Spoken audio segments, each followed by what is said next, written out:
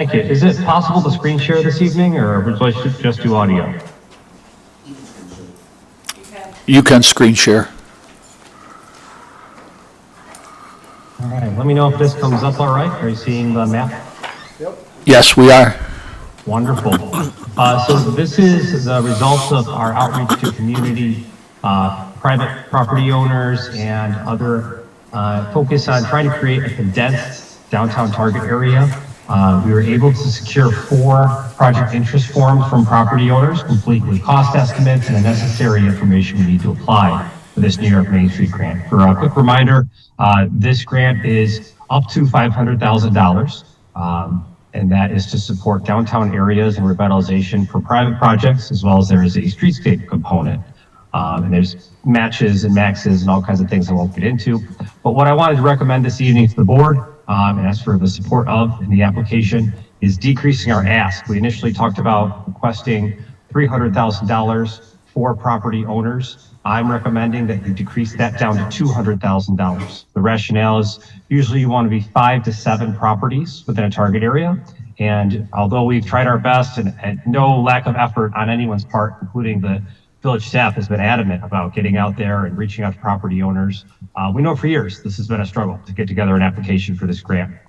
We were able to get 4 property owners with complete interest and buy-in in these 4 locations in the downtown.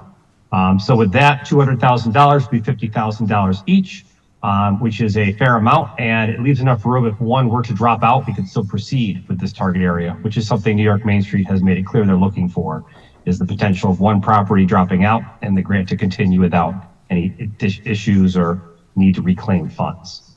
So that would be the recommendation I have first. I've thrown up 2 things. So any questions from the board on that or discussion of the request to drop from $300,000 ask for properties to a $200,000 ask?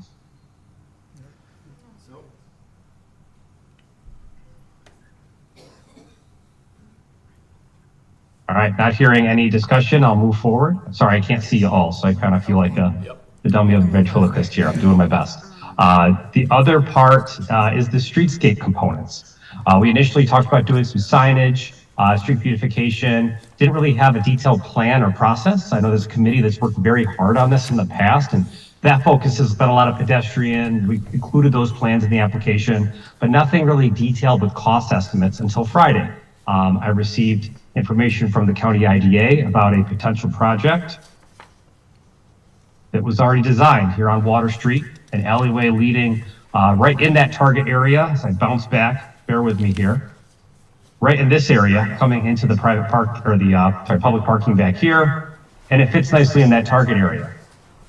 With this streetscape conceptual rendering, we have an actual rendering of what it could look like. We have cost estimates in play. And although some of the elements would have to be removed in order to fit within the maximum $15,000 budget, including the signage as well as the furniture. But with those items removed, we can still have a beautiful mural, redoing the sidewalk and the green infrastructure here as far as drainage on the sides. It seems like a great opportunity. I don't know the interests of the board. I would just recommend you as a grant writer and administrator, this is a much more competitive ask than just having a blank, we're looking to do streetscape and beautification and signage. By pushing this forward in the application, it does not commit during the actual grant process if we were to be awarded. It just shows the grantors that we have the ability to come up with these renderings and design and cost estimates, and it makes them a lot more comfortable with handing over that streetscape money. We're also hopeful that we could secure other funding through the county, through my conversations with Nate Aldrich and his team today at the county IDA. They have another grant round coming out, which will run in line with this, where they could supplement the rest of it, or possibly other streetscape enhancements. So we know it's a focus of the IDA. I know there are groups in the audience, or individuals in the audience, that have been part of that streetscape group, putting things like this together. So I just want to open the floor for that discussion, if this is what we want to include for that $15,000 streetscape ask, sorry. Hey, Michael, can I ask you a question? Yeah. So that sign that says, and I can't really read it, Water Street Alley, does that attach to the buildings? And do we have to get permission from the owners to attach it to them? would, and I would advise not doing that. Actually ask them to remove it. Things you wouldn't know unless you're a senior planner and have been through the ringer a couple times. It is very difficult to put these signs up in that fashion because what can happen is since now there is a connection point between those buildings, it gets difficult on code compliance, who's responsible for it, if there's an incident, whose insurance covers it. So anytime you have a signage that is spanning two properties, that's fine if the property owners want to get into it. I wouldn't recommend it as a public project. Okay. Be something you'd probably reach out to the property owners afterwards because that's going to bring with it a lot of red tape. Okay. So that, along with the furniture, were the two things I recommend removing for the time being, if this were to be part of the streetscape ask. A great question. So the $15,000 does not include the sign and the furniture. It's just the design. It's actually redoing that sidewalk space, the steps. On the right and left, the green hash marks, that's actually drainage. It's a natural drainage greenscaping piece. Some planters, and I believe also there's one sign here with some wayfinding for local businesses or amenities of the downtown. Okay. And the mural, obviously, and resurfacing of that side of the building. Okay, I love it. I think that would be a great start to start beautifying downtown Fredonia. I think it would change that whole area because that's really an eyesore at this point. The one question I have is, there are garbage cans located in back of M&T Bank, and they belong to another business owner. We might have to relocate those, or, remember, Nicole? We talked about that. There's dumpsters back there. Yeah, well, they're just standing, you know. I mean, they have wheels on them. I mean, if We they're would, private garbage cans on public property, they should be Right. moved, whether we're doing this. exactly. I mean, I just wanted to point that out. We'd have to consider that. We'd have to find out what the property line is. Yeah, Yeah. Yeah. Right, I would encourage them to move forward with that project. I agree. right. But also to consider that. Yeah. Well, they're movable garbage cans, they can Okay. go anywhere. Yeah. If we can get the money, that's great. We're on board, Michael. All right. Would you, I mean, it'd be great to have a resolution if not necessary. If that's too much for the walk on tonight, I understand. But that would be my only other ask. And then, I'm going to swing back here. How's Anne Marie's face right now? She said, no, Michael, no more.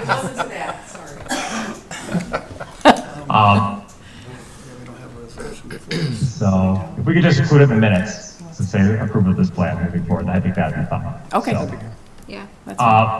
Do only we other thing I just- wanted to mention, oh, sorry, go ahead. Sorry, it's probably too much for a walk-on, but do we want to just have a resolution for the next meeting, just so there's Sure. clear record? We can put it in the minutes and then do that. Beautiful. The only other item I wanted to bring up was the target area itself. I like to put this in front of the boards anytime I put together one of these applications. This target area is limiting. It is saying that anything outside of this target area would not be eligible for funding. Now, if the village is awarded the funds, it doesn't mean that these are the only 4 projects. Someone could come forward at that time. This is 6 months from now when the announcement of funding would come in. The village is awarded and someone says, you know, now I have this new property, I just bought it, or I wasn't interested now, but my finances have changed, I'd like to proceed with the project. They can apply at that time. And these 4 businesses will have to officially apply. Just will take the information they've provided and put it into an application format. But is there anything here that we think could be potential and we want to be sure to include in the target area? I believe I've captured as much as I could while keeping into that 2 to 3 block area. And obviously prioritizing those projects that put forward the effort of an interest form and have participated in the application process. But correct me if I'm missing anything important.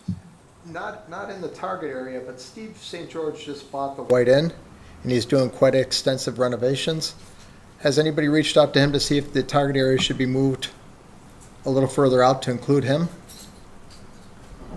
It would expand it quite a ways. I've looked into that and I'm aware, and he received a Restore New York grant which generally they wouldn't want to put additional funding on top of. Those are pretty large sums, and it's different divisions. So Restore New York is through Empire State Development, whereas this funding is through Homes and Community Renewal, and they have different requirements on how bidding, procurement, environmental review. It would very much so complicate that project far more than the $50,000 it would be eligible for. Just the environmental review process to have to do twice and the conflicts back and forth could be thousands and thousands of dollars. So if they were to come forward, I would say stay away. We can look at other things, but this is not a game you want to play. I am working through some projects where they are utilizing both funding sources, and it's only really worth it if it's an anchor project, which means they're getting hundreds of thousands of dollars from New York Main Street.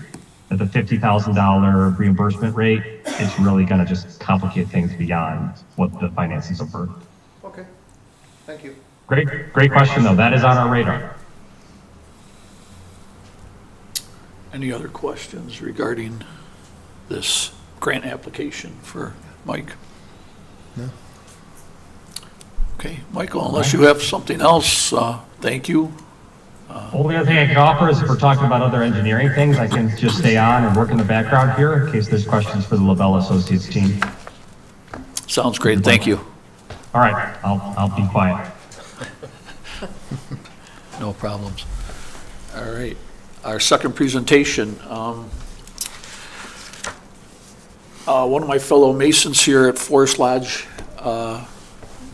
in Fredonia brought to my attention some time back that it would be kind of historic to open up our cornerstone of Village Hall. Mr. Sheeler here is one of my fellow masons. He'd like to address the board and kind of give us a brief overview of, I guess, the past and maybe what we can do in the future here. So if you wouldn't mind stepping up to the podium, Paul, I appreciate it. Thank you. Thank you, Mayor, for that introduction. I don't know if our Lodge brothers have had a chance to drop off the collection of documents that's framed. I drove past the Lodge, throughway's down to one lane today. No signs alerting you to this fact, so that explains my lane. I should be used to that, having graduated from SUNY Fredonia. But in our archives in the Lodge, you could call this a discovery, but it's really just a retention of archival documentation. The original story was in the Dunkirk Observer in 1890, right? So people can't say they didn't know about it, right? And it's archived over in the rare book collection of the college. But when this building was under construction, the members of the Masonic Lodge came out, as they do, and conducted a cornerstone dedication ceremony. They've been doing that for hundreds of years, maybe a lot longer. And they took up a collection to accumulate some artifacts that they thought people of the future would be interested to know about, were sealed in the time capsule that's inside the cornerstone. So for the first time in 133 years, I'll read to you the contents of the cornerstone of this building, which is, what, over there? Yeah, this corner of the building. And the original documents are being framed, and the frame matches the woodwork of the meeting room. I'm responsible for that. So, and if you find a place on the wall, you can put it on permanent display, or maybe out where you have the historical tours of the building, including the Opera House. That might be interesting to people. But invited Matt Stafford from the Observer to come out today, and here he is. Thank you for showing up. So I'm going to read the press release, if that's okay. Since I wrote it and it hasn't been distributed yet, this is new or fresh information. Sorry, Matt, I'm going to scoop your story. So, found in the archives of Forest Lodge 166 after more than 133 years, the original documents from the Masonic Cornerstone Laying ceremony for the Fredonia Village Hall and Opera House were presented to Mayor Doug Essick for exhibit. The records show dignitaries from Chautauqua County and West New York gathered in Fredonia on June 11, 1890 to celebrate a new era in municipal government. Discovered during Forest Lodge's inventory of archives, which go back to its founding in 1816, documents include a souvenir brochure and handwritten financial report dated July 1st, 1890. The summary, penned by Event Secretary Dr. A. Wilson Dodds, many of you will know that name, there's a building named after him on the campus, praises the Ladies Committee, which met at the Barker Library to organize entertainment for the day's 600 to 700 guests. Commenting how nobly and well they responded, you all know. The report indicates a total of $87.08, almost $2,500 in today's value, was raised to offset costs, with many lodge members donating $2 each. Another document itemizes contents of the time capsule sealed within the cornerstone. It lists coins of all denominations and of the latest issue. And I'll illustrate how important that statement is in a few minutes. Plus photographs of leading citizens, such as Fredonia architect Enoch A. Curtis, a decorated Civil War officer who was wounded in battle. The historic display will be viewable in the boardroom or elsewhere during regular hours. James Stoll, the secretary and archivist of Forest Lodge, said, cornerstone laying dedication ceremony conducted publicly by Freemasons is hundreds of years old and symbolizes divine providence looking favorably upon construction of the edifice. It is an interesting coincidence that the cornerstone for the Village Hall was set June 11th, the same date our lodge was chartered over 2 centuries ago by Grand Master of Masons DeWitt Clinton, 1 year prior to his becoming governor of New York State. We also assisted in dedicating the cornerstone for the Fredonia State Normal School in 1901. Mayor Essex said, I'm going to put words in your mouth now, as a member myself, I can certainly appreciate the Lodge's unique legacy as the only organization involved in our community since before the village was officially formed in 1829. For example, on June 4th, 1825, Lodge officers welcomed the Revolutionary War General Lafayette during his farewell tour of the United States as his entourage walked our streets, passing the site of the nation's first natural gas well. We are proud to have recently unveiled an historical marker commemorating his visit. Among the Forest Lodge members essential in the early years of the town of Pomfret and Village of Fredonia were Philo Orton, first supervisor of the town of Pomfret, Samuel Berry, first schoolmaster, town clerk, and justice of the peace, James Mullet, elected president of the Village of Fredonia when incorporated in 1829, Henry Fisk, the first village clerk, and overseers of streets Leverett Barker and Henry Bosworth. Other prominent Freemasons associated with Fredonia include Civil War hero William Barker Cushing, and there's a monument to his exploits out front, and author Samuel Langhorne Clemens, a.k.a. Mark Twain, in the 1870s. The June 12, 1890 issue of The Observer covered the day in full detail. The text was transcribed from a scanned image of the article provided by Patricia Cummings Witter of Archives and Special Collections in the Daniel A. Reed Library at SUNY Fredonia. I'm not going to read that article, but what I am going to do is discuss very briefly what the contents are in the inventory list, which has never been seen since 1890. And I'll take a moment to highlight a few items in that. I also have a set of these materials for Mayor Essex and the Village Board for their archives, as well as a set for you, Matt, and one for the Lodge. Contents of the box, list of articles by the Board of Trustees. This is the important part in the estimation of auctioneers. Gold, silver, and copper coins of all denominations and of the latest issue.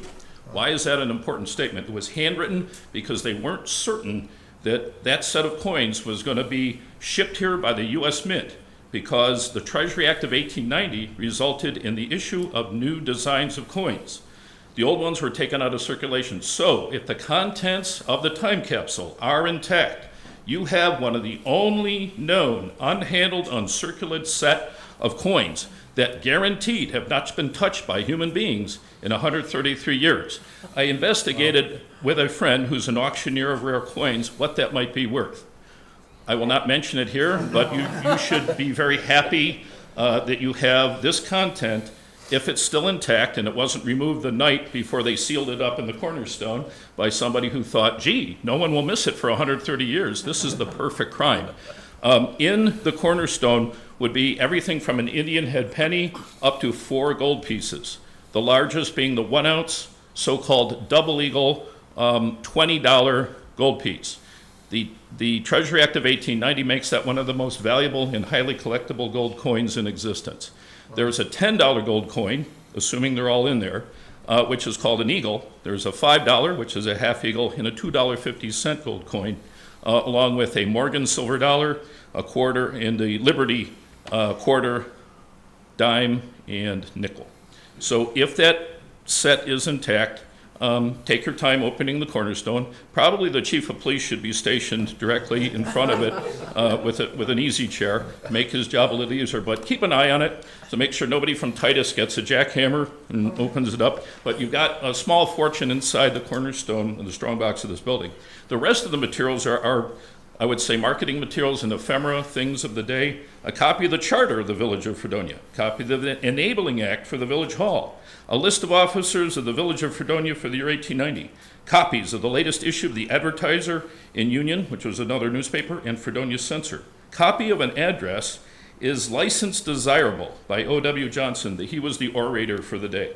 The following photographs: the Fredonia Academy, the Fredonia State Normal School, East Main Street, Fredonia, West Main Street, D.R. Barker Library from the top of the building, Fredonia Parks, Fredonia Waterworks, Honorable George Barker Lambert, Dr. Asa Couch, Dr. F.B. Palmer, Sir Charles L. Webster, A.Z. Madison Esquire, Franklin Barrett. It was an honor to have your photo placed in the time capsule, so this is a list of who's who in Fredonia at that time. Franklin Barrett, Willard McKinstry, Enoch Curtis, the architect, Arabelle McKinstry, and Clara Huntington McNeil. It's nice to see the ladies represented as well.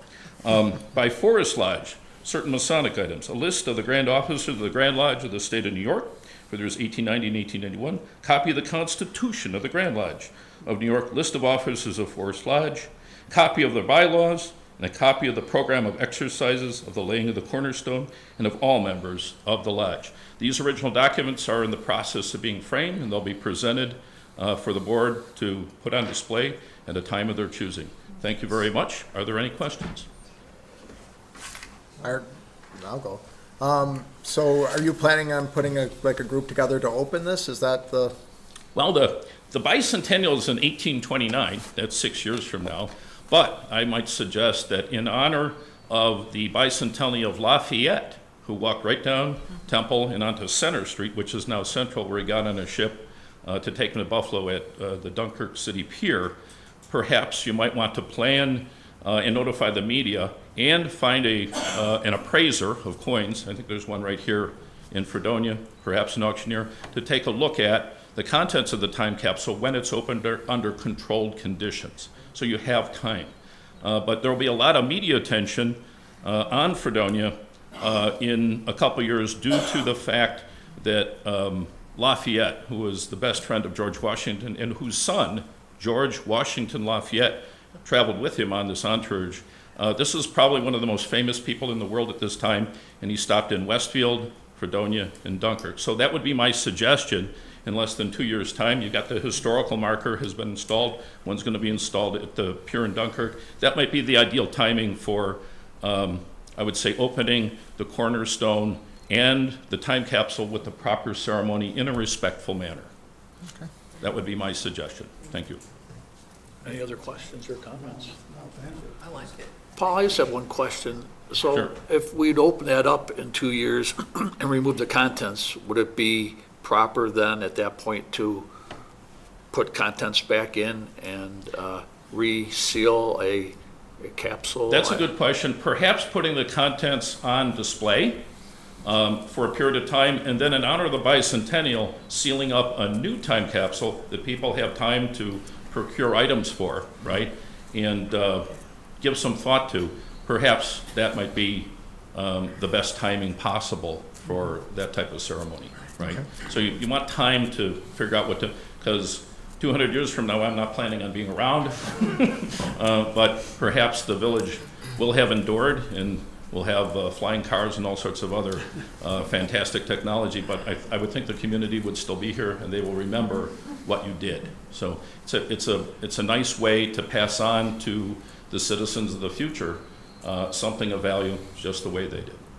So you're saying in 2025, that would be the, or 26? What? Yeah, the National Archives and other organizations, Friends of Lafayette, the Lafayette Trail, of which I'm a member, are planning to do a reenactment of Lafayette's farewell tour of the United States. He visited all 24 states and Washington, D.C. on foot, by on horseback, carriage, canal boat. Imagine visiting what was then half the United States in size on, without modern conveyances or anything else that we would consider convenient.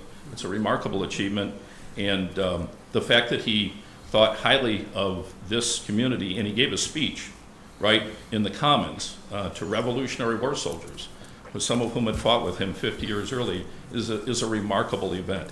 So that would be my suggestion, that it would be appropriate to open it ahead of time, before 2029. Take your time to reassemble some contents. I would also consult an appraiser and an auctioneer. Once you open the time capsule, that changes the perception of the accessibility of the contents. So that needs to be done under controlled conditions. And also it needs to be video recorded to make sure that the coins are not switched. Okay. Thank you. And Well, thank you very much. Very cool. thank you, Paul.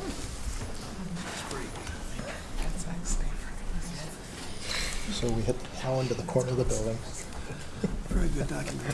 Thank you. Very nice. Dave, if you hear a jackhammering from inside the building, I have no idea.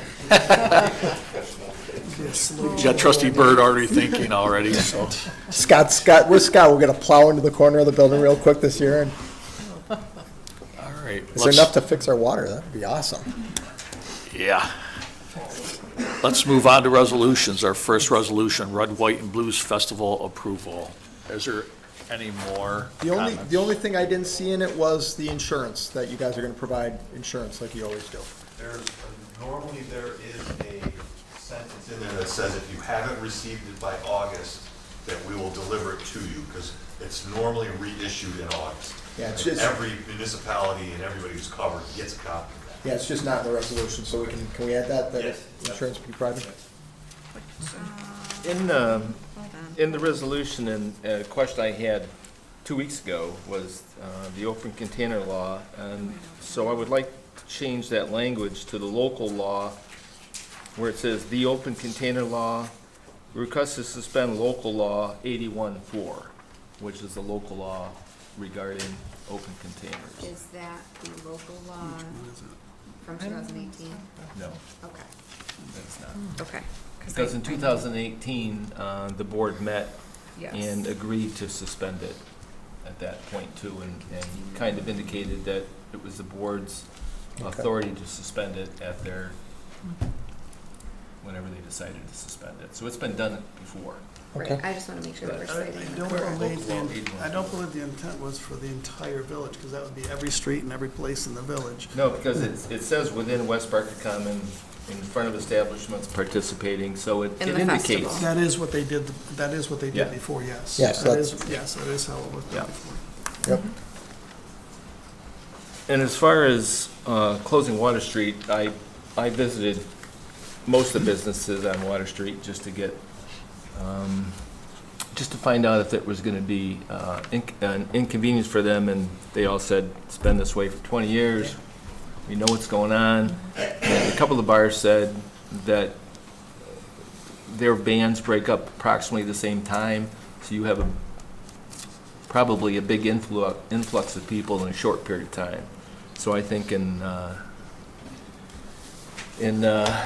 effort of keeping it as safe as we can, that should probably remain in there. Yeah, same with that alleyway between DeJohn's and EBC. I think once the crowd is moving from over here downtown to more Water Street area, I think that's just, there's too many people to make it down the sidewalk on Main Street. I mean, they need another, Well, we'd rather have them behind the building than walking down Main Street anyways, as far as, correct. The Traffic. goal would be that's a natural way for people to go back and forth between the bars and the restaurants. that- Yep. that back parking lot. Yep. Yeah, right. I mean, and it's worked for 18, 20 years. It's pretty much the same resolution, so. okay. Any other comments? So the answers to the questions from last board meeting are answered. What is the sentence that we usually have that states something about the insurance? Insurance is going to be provided. Certificate. A certificate of insurance will be provided adding the Village of Fredonia as an additional insured. That is correct. And it renews in August of every year, so Yep. we will receive the volume. Yeah.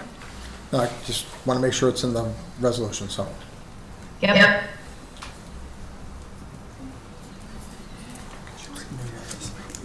One comment I just want to We usually cite that to be $1 million, in the amount of $1 million, correct? Yes. Right. I believe that's, yeah. Yep. Okay, thank you. So one comment I'd like to make to the board is that whichever decision you make, be consistent.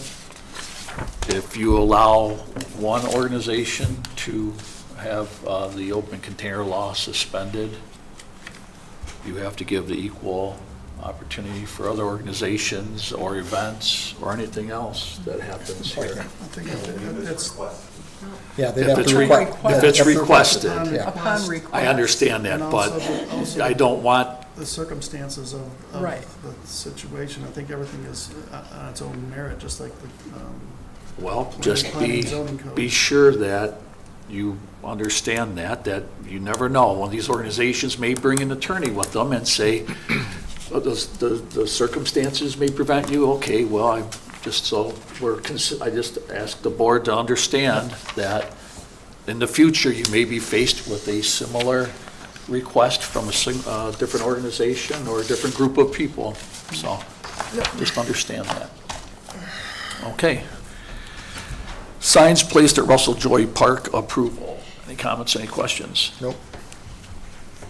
Banner request from SUNY Fredonia. That's to go over Village Hall here and Central Avenue at their entrance to welcome students. Any comments, any questions? Nope.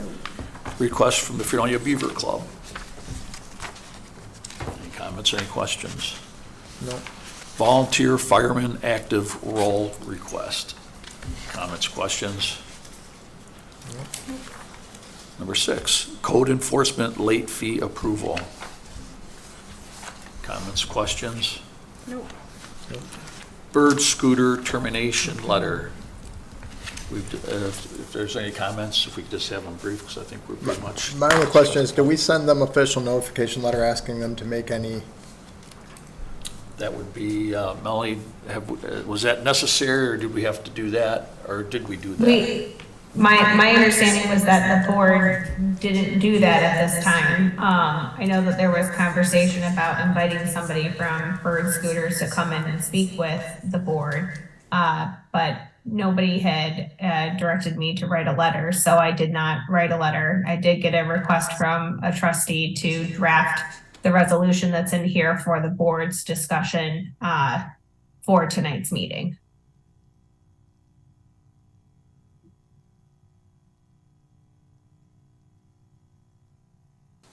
Well, I mean, we did in that previous meeting when we discussed with our bird rep. I mean, has anybody noticed any different? I feel like I see less scooters. there's less scooters, they're in around. different Does places. anybody feel any differently, or does I do. everybody I still do. feel? I do, I don't think they're an issue like they were before. I would have to disagree. I heard from probably in the last week, seven or eight people that walk the streets of Fredonia quite often. I had to move 3 of them yesterday. There were 2 of them. They're still in the way. Just side by side, right in the middle of the sidewalk. Right. It's just, It's yeah. still a problem. Yeah. I agree. It's And become- they haven't changed, well, their business model is by design a violation of our village codes. They operate on sidewalks, placed in walkways. That's a violation of village codes. They operate in the right-of-ways, which are for municipal utilities and maintenance of. No, even signs are supposed to be in those right-of-ways. They operate in those, but they also operate in those in residential areas and all zones of the village, which businesses are not allowed to operate in all zones of the village. So those are many things, but in addition to the hazardous placements, so people. And once again, I saw someone that could not have been more than 14 years old. Right. Up and down. And it just, I mean, it clearly states that you have to be 18 in this. Exactly. It doesn't really matter what the website says or what the app says. Right. Kids are getting access to it and, which just shows me if they don't have control over that, what Right. do they have control over? So, Exactly. Same with the riding on the sidewalks. yeah. You know, riding. Even you know, actually- riding on the road, too. I had one woman tell me there were 5 of them going across the road, and she had to slow down until they got out of her way. Well, that's where they're supposed to be driving, it's down the side of the road. No, but I But mean. they were across. They were Like- where the vehicles should be, you know, right across the road in a line. You know, I know we had a discussion about sending them a list of our grievances, for lack of a better term. And so we tell them what our grievances are, we don't terminate in, and It just then- goes on. then we're Yeah. looking at the same thing a month Right. from now because those grievances are still out there. But and we they're didn't not send able them to- that letter. That's my They only were- issue, They is were we didn't sent a send them. violation, and the violation still stands. Yeah. Okay. I'm good with the letter. Me too.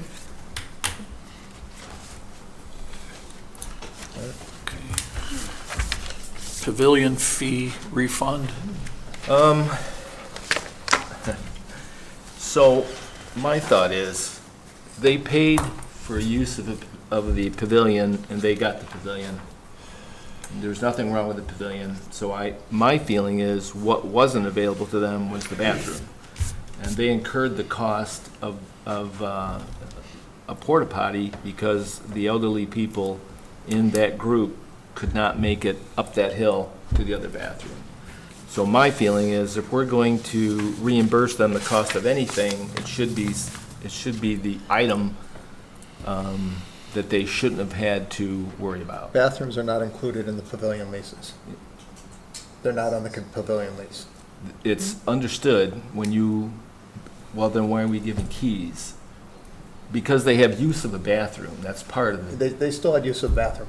The bathrooms are not included in the lease. If they don't work, that's Dave, not if you- part of the lease. If you had a party there and there were 7 or 8 people that had mobility issues and you had to carry them up to the next bathroom or somehow get them up there, that's to me something that goes beyond what a contract would have said. I think my own personal feeling is that we need to reimburse her for the cost of the porta potty, not the pavilion. Any discussion from She this used side? the pavilion. Yeah, they use the pavilion, so why I would tend we? to agree with John. why would we because if- refund them the use of something they If that restroom wasn't had? available. Because we didn't authorize the Right. purchase of the porta potty either. Yeah, I think, well, that was the discussion we had before, was what we authorized was the rental of the pavilion and the facilities. We didn't authorize the purchase of something else. They did that on their own before they came to us. They came to us for the rental, so Right. the rental would be the part that we would. Well, I see it was it was an unavoidable situation on all our parts. Sure. And if I had rented it and there was not a restroom available for mobility impaired people, I think that I would have probably done the same thing and requested a refund for that. unforeseen costs. So if a light doesn't work down there, are we going to pay them for an Dave, that electrician is to come in? completely different from It's this. not completely different. If we didn't approve it, why are we paying for it? Because It's not, a bathroom use is not in that lease. We don't have to provide a bathroom at all. It's not in the lease.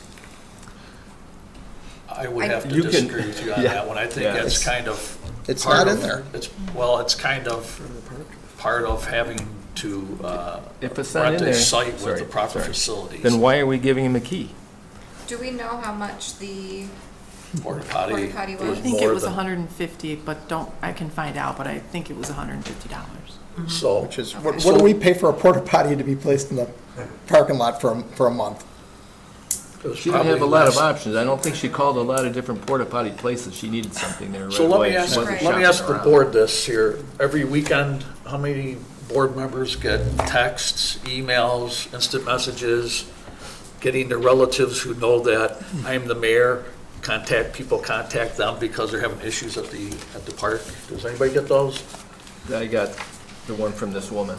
So my point is, our system is not working. And I spoke to our Parks and Recreations Director, and I requested that there be a contact number on our website, not I'm not sure what, I saw there was a number on there, I'm not sure where that goes to. Maybe it goes to our office up here, which isn't acceptable to me. I tried to be very nice about it and said we need to have a contact number for people to contact, because I'm getting very tired of basically being the contact person for the Parks and Recreations Department every weekend when somebody has a problem, whether it's the pavilions are dirty, the bathrooms aren't open, the bathrooms are dirty. So I just let the board know that I gave a directive to our Parks and Recreation Director to put a number on there that can be contacted by anybody, and that should be for anything. I mean, this is if we have a problem, it should be addressed and corrected, and we shouldn't have that problem anymore, but we keep having the same problem over and over. So this paying for the porta potty is unfortunate. It's part of renting something. I get it. You want to have light bulbs too, but you want to be able to go to the bathroom. I don't want to see people going in the woods and having to use the bathroom because they can't make it up a hill. And that's just, people are paying money. You might say it's not a lot of money, but people are paying money for this and they expect certain services. And part of it's bathrooms, having them open, and having the facilities clean. So that's what I would worry about. I think this person should be reimbursed for the porta potty. This is a one-time thing, and moving forward, this shouldn't be an issue. Then you won't have to worry about it anymore. Make sure the keys are given. Make sure there's contact number from the Park and Recreation Department personnel that they can contact somebody when and if there's an issue, and there shouldn't be no more issues. We have So to do amend the we- resolution then. So do we want to change it to 150 for the porta potty? Do we want to do 210, which is the total of the porta potty and the pavilion? I would say just the porta potty. I would say the porta So potty. They 150? use the pavilion, so, yeah. That's what I would say. I think that would be fair. And I But we guess don't know that amount yet. And I guess I'd have to say, if I'm gonna start think fielding it's calls on the 150. weekend, doing a part-time job, I'm gonna be requesting some, pay for doing a park and recreation job, so. Should we pass it tonight or wait till the next You meeting? want to wait. Till we get the Do we correct have to amount put of it- money that Do we, we, do we have to put the dollar amount on there, or can we say for Oh, the yeah. cost of renting the porta potty? No, we have to put a You dollar have to amount. put the I mean, but I dollar think amount. if. You could put in for the cost of renting the porta potty up to or no more than $150. If we believe it's $150, that would then cover it if you do have to amend it at the next board meeting to add additional money in case it is more than $150, you also could do that. But if you did the resolution to say no more than $150, then that is the max that the village would be appropriating for that payment. Should we table it until we get a receipt for the cost of the porta potty? Sorry, I didn't hear that entire question. Should we Trustee table Gordon. it? Should we table it until they give us a receipt for the cost? Did you get a bill? I know that Anne Marie had the invoice at the last board meeting, so I believe she has it in the village office. I remember looking at it briefly at the last board meeting, so I think it's just a matter of checking it. So you can do it tonight, again, to a maximum of XYZ dollars, or you can table it for the next board meeting. I think we can just not to exceed $150 Yeah. and. Did you get an invoice or a bill? Next meeting? I don't have it in this folder. If it wasn't 150, it was 160. It's a matter of $10. It's So not, let's say not to exceed 160. yeah. Yeah. Right. Okay. But you did receive a bill of some sort from her, that was Yes. paid? Yes? Yes, I made a copy of it. It must be, Okay. yeah. Sorry about that. No, it's all right. I didn't expect to have it. And I guess if anybody from the board, Dave, or anybody else would like to have a discussion with our Parks and Recreations Director to make sure these instances don't happen again. Well, this was beyond her This control. was, yeah, this was, There was water damage. Yeah. There was water damage in the bathroom, that's why it couldn't be Something used, and then broke. it was Well, this last weekend, Two- two different people, both upper and lower, that were running the pavilions, had to clean their own pavilions, and the bathroom, the key wasn't working, so. Well, the issue was leaves and stuff from the storm that blew Right. in. That's not, when somebody rents something. That's not Parks and Rec then. Well, I'm not sure exactly what the problem was, but I don't want to be getting the phone Well, calls. but that's not Parks and Rec that cleans tree debris out of the parks. If the That's- pavilions are dirty, they need to be cleaned for people to rent and use them. People should not have to clean the pavilions, whether it's leaves or otherwise. Our people should go there Saturday morning and Sunday morning, make sure the pavilions are clean, the bathrooms are clean, and the people have the keys to open them. And there's a contact number that they can be contacted if they need assistance, where I'm not trying to hunt people down constantly. This is getting a little bit old. Well, I'm just saying, I think that's Scott's Right. department. There's Right. there's a question as to who is responsible for what. So that needs to be discussed. I think if Frankie's got people doing Parks and Rec's job, that's one thing. If she's got people doing DPW things, then there's Correct. an issue with that. Right, it's not up to them to, be maintaining. Right. Okay, I'm not Those sure if there was buildings. leaves in there or if there was garbage or other debris. All I know it was dirty, and I get phone calls and messages every weekend for the same stuff over and over, and it doesn't get corrected. Okay, so Then you maybe should we have just discussion reach out with your to department Scott. head to I make- did have a discussion with the department head, but I'm just Make it making the happen. board aware that that's what I'm expecting from our department head, is to have a contact number and to make sure that person's available to answer any questions and to fix the problems before we have to pay invoices for things that aren't included in the rental. I'm just, I guess to fix it, we kind of need to know exactly what the problem was, if it was garbage or if it was leaves or if it was whatever, so All right. who to direct it to directly. Okay. Police vehicle purchase approval, vehicles purchase approval. Comments, questions? So that was considerably less than the budgeted amount for both vehicles. Well, it's 2 for 1, right? Essentially. Yeah. We received a very good amount of money for a patrol car that were decommissioned. I've never seen that before, so I think that's what it made up for itself. Let's do it before they change their mind. That was a 2020 or 21 Durango? That was a 2020. So we're keeping the Ford Explorer for now, or is that going as well? And your black Taurus? Well, our new patrol car will not be ready for 4 to 6 weeks. So for now, we're gonna hold on to what we have until we have everything, and then we'll decommission vehicles. I hate to decommission and then Be shorthanded with vehicle-wise, okay. Are So- you purchasing new computers and stuff for these new vehicles?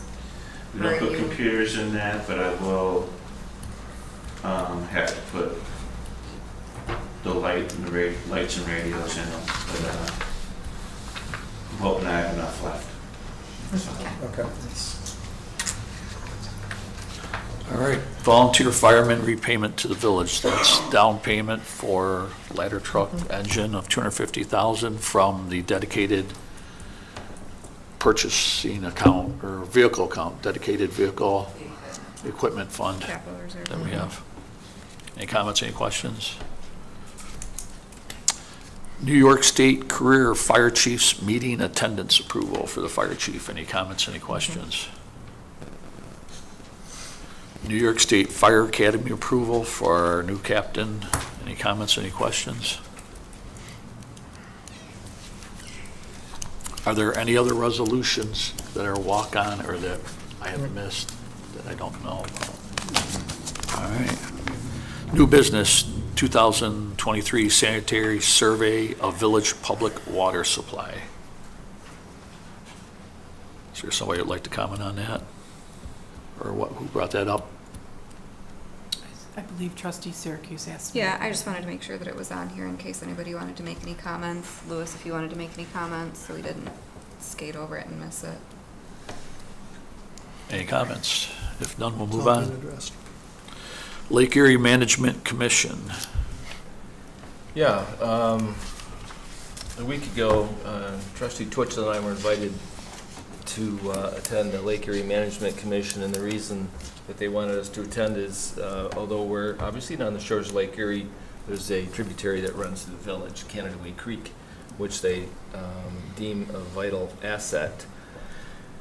So what we're looking at is property that's owned by the village that could be accessed, or you can access Canada Way Creek by village-owned property.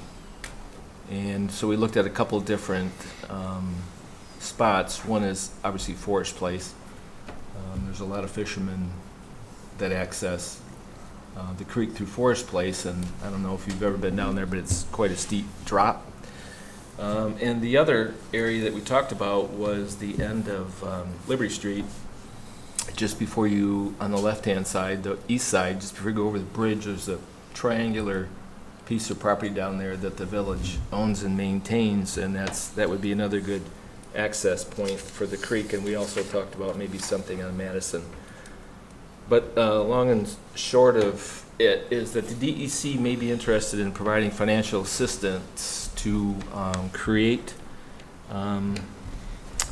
staircases or whatever they may come up with that would make it safer to access the creek for fishermen. And they wanted to make sure that the village had interest in the project before they would go to the DEC and begin the discussion of maybe getting assistance from them. So Michelle and I are coming to the board to see if we have your permission to continue our discussion with them. We'd go into the next meeting, I can't remember when it was, and letting them know the board's thoughts. Sounds like a worthwhile thing. And if there are any other access points you can think about within the village. Do we own property by Madison?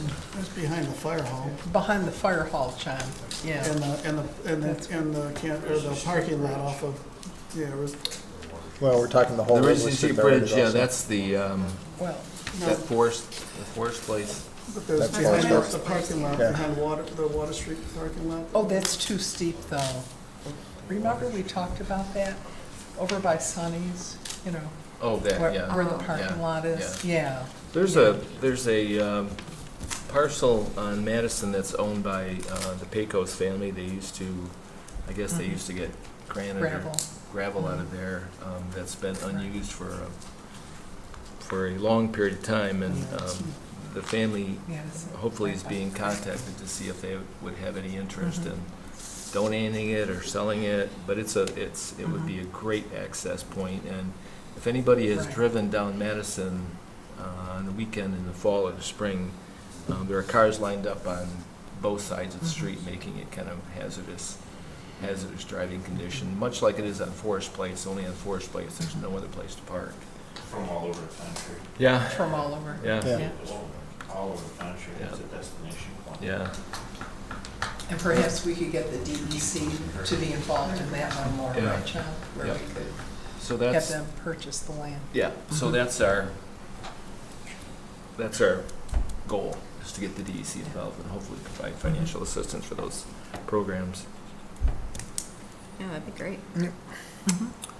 Sounds good. Before I open up to the board for new business, Russell Joy Park, Milt Lapine Drive. I was contacted by a resident that lives almost directly across from that, and their concerns about, now that it's paved, and even before, of speeding, and people almost getting hit there. I don't know if you've got any complaints or any reports on that, but would the board have any desire to put, or police chief, speed bumps? I was just gonna ask you if anybody thought that was feasible. That's a very simple solution. It would slow people down, maybe put up some speed limit signs. I don't know if there's a speed limit in parks, like 10 miles an hour or 15 that should be, I don't know what. I would think 5. Or Five whatever you would would be- desire. Through the I- park.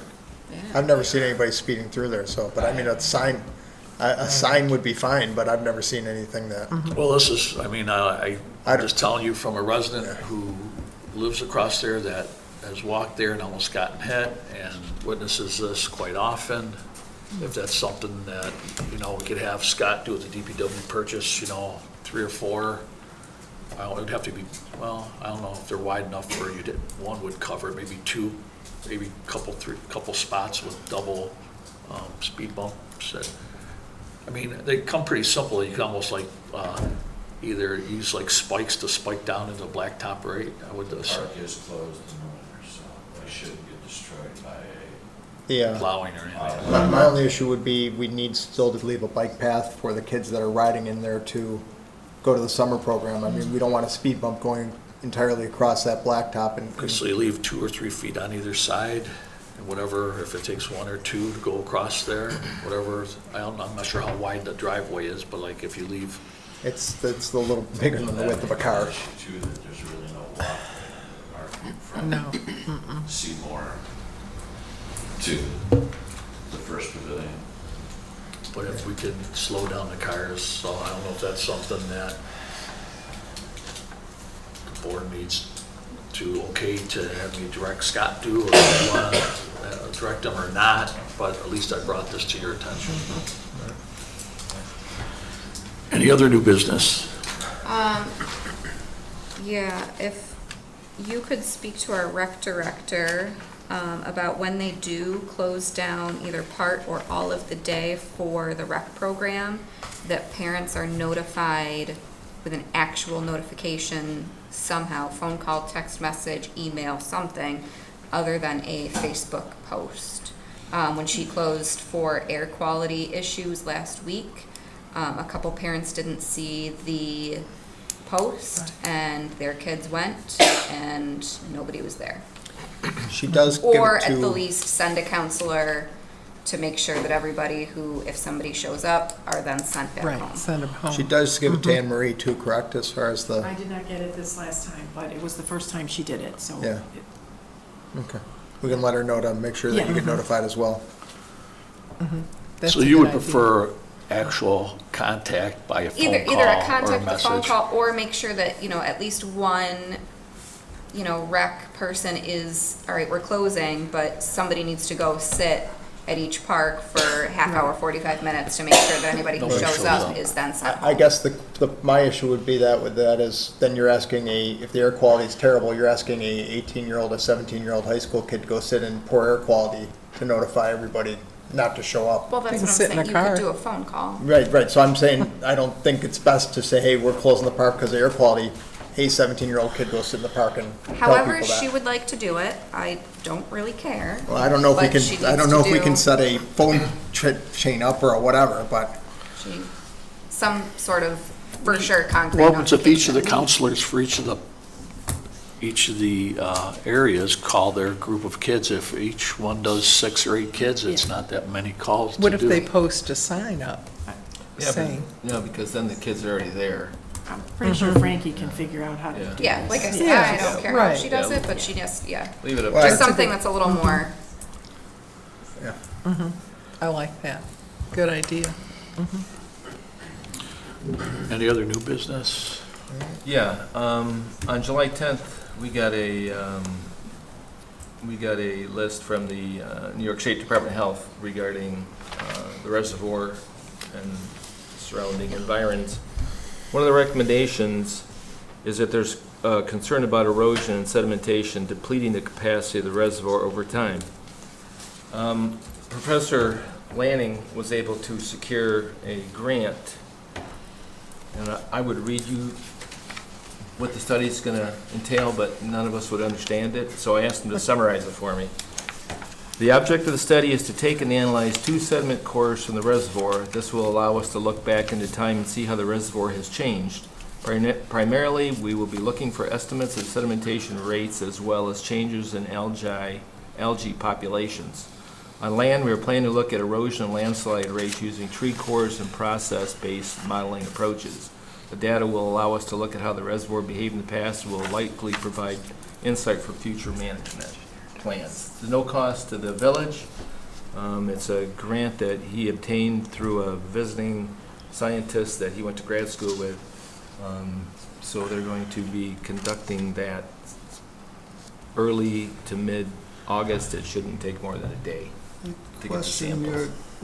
This was never brought before the board to allow someone else to do our That's engineering. why I'm bringing it up And to you- the and board. what you're saying that he's doing, this is something that's already happening? Well, no, he's not doing it until the middle of August, so that's why I'm Well, bringing. well, as if it's going to happen, it wasn't presented to the board for approval, or?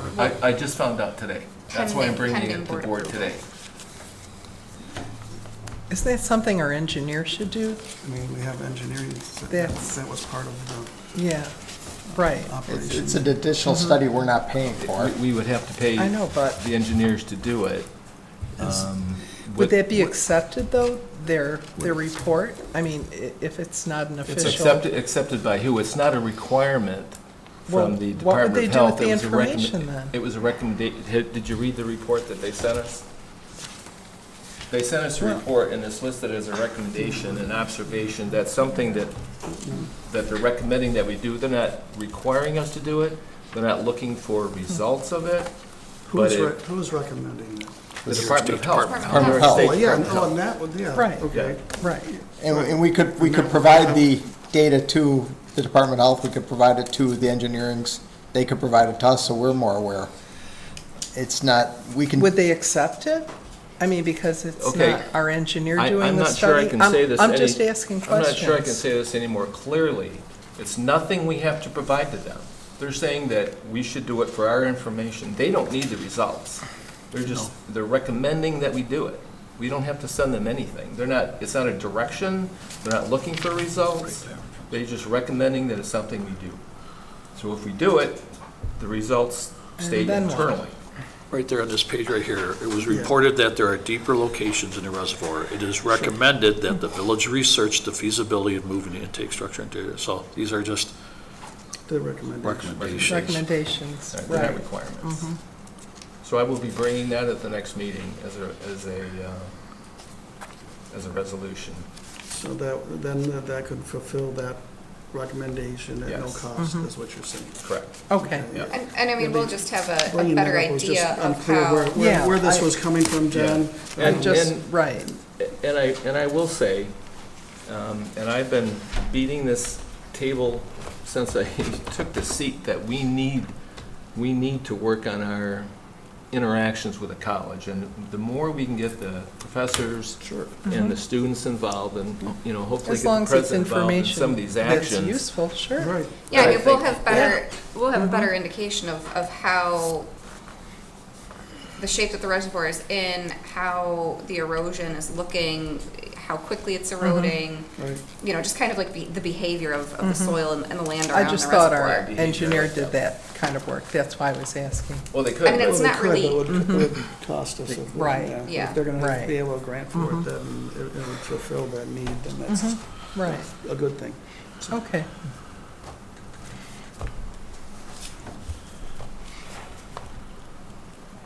Is there any other new business? I'm afraid to ask. Any other new business? Move on to old business, Opera House railing landing repair. Yes, I believe Rick's here to speak about that.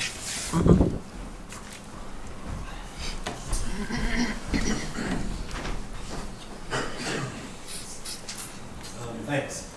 So a few months ago, we notified Trustee Twitchell, who is the liaison to the Opera House from this board, about some repairs or something that needs to be done to our loading dock, the wrought iron portion of our loading dock that goes up to the stage entrance. 10 years ago, I believe, actually more than 10 years ago, 2010, the concrete portions of that loading dock were redone by the village because it was deteriorating, but the wrought iron portion of that has never been addressed since the restoration, which was completed in '94. So we're talking about close to 30 years. What's happening is the wrought iron is rusting. The top level of that, which is comprised of multiple plates that come together over a beam structure underneath, they're rusting and they're buckling, they're coming up and they're buckling. So they're a trip hazard, they're There's a question of how safe they are, how secure they are, if they will come up completely. Underneath the loading dock, you can walk under there, and our performer's entrance actually goes below ground level at that point. That's under the loading dock. If you look up, any vibration of the structure causes a lot of the rust and surface of the wrought iron to just crumble. The railings, which are separate from that main unit, also are rusting and coming off of the concrete to which they're adhered. During the Bach Festival that we had in June, one of our musicians was going down the performer's entrance and actually cut his finger on a piece of the piece of rust of the railing that's on the underside of the railing that had rusted and came off, and we didn't know about it because it's on the underside, and when he grasped it, it cut his finger. So we've fixed that with duct tape. Duct tape. The entire length down, duct tape does wonders. And that's what's holding it there together now. But so that was something that we had brought up to Trustee Twitchell a couple of months ago, and then earlier this week, Trustee Esperson and Twitchell came back out and looked a bit more and asked if I would be here tonight to answer questions. We did get an estimate. Scott did speak with somebody about repairing that. And I know, Erlissa, we went for a New York Forward grant, was it? We included that? Last year we did, and then Michael has the information to look for other options. Right, because it's over $10,000, so we don't have the money right now, unfortunately, in our budget. But I would like to address this. It needs If you job. stand underneath it and look up, I mean, we have this It's beautiful not building good. that's used. Right, I couldn't even tell you how many times there are performers coming in the back entrance carrying heavy equipment, and that cannot be safe. right, right. The other aspect of that is that it's part of the emergency exit. That's the for other the part, theater, too. right. So if there were an evacuation of the theater, that would be one of the ways of egress. I don't know what we could do in the meantime. Is is something there- we could put the ARPA funds to? There's not that many ARPA funds left. I was gonna say we don't have enough I guess left. I would say if we don't have the funding now and we Right. don't get a grant, we can't get a grant, then in next year's budget, we need to make that a priority. Definitely. Okay. Yeah. But Right. I hope Michael's able to find the funds to do it this year. Chuck, did you look at that at all? And I was wondering, We're hearing about it. and I was wondering if... Okay. I don't think duct tape is code worthy. It was the NASCAR stuff, the really good duct tape. I just want to, make sure it's considered safe To use, because right. they use it. There, yeah, And so that, if there's a need that we'd have to find some way to pay for it earlier, sooner, would be appreciated. Really, that's, to me, if it's a safety hazard, I know. it should be addressed, and the code department can look at that. That would be, And, yeah, good address that. idea. And if we need to do it sooner, we can have to figure out, find a way. Find some money. to Get that addressed. How much is Right. left in the ARPA funds? Like $2,300. That's it, Wonder if there's something we can do with that amount. I know we designated the ARPA funds to help cover this engineering study, but now Dunkirk and some of the other places are, So that portion will go back once we receive that? yeah, so then that may be available at that point. Right, yes. So, Okay. so if Dunkirk and town of whatever, The county. Foundation. Tucker Community Foundation, if they give that money back, then that will be available to us too. Yes. So we could be able to possibly use it for that. Yeah, you're looking at probably about 35,000 or so, or 30. It would cover it. Right. That would cover it. So We'll- it's a we'll keep possibility that if in they give us mind. money, we can Right. prioritize it a little faster. And there's an option, I'll bring up an option that we have actually that we'd be willing to work with you on, although it's not nearly as timely. And it actually allows me to bring up a second point that's not actually on your agenda, but it's related to improvements at the Opera House. So we applied for a capital grant from the New York State Council on the Arts this past year. It was due in December. We submitted it. We were informed that we were denied the grant. It was specifically for seat replacement within the theater. That grant could be applied for repairs such as this as well. We intend to reapply this fall for seat replacement, and we could incorporate this into that grant. The reason we were denied for the grant funds, it was over $100,000, and we had already received it was matching grant. We had received matching funds in the form of an award from the Chautauqua County Partnership for Economic Growth, but they were contingent upon the NISCA grant coming through, so when that didn't come through, those funds went away.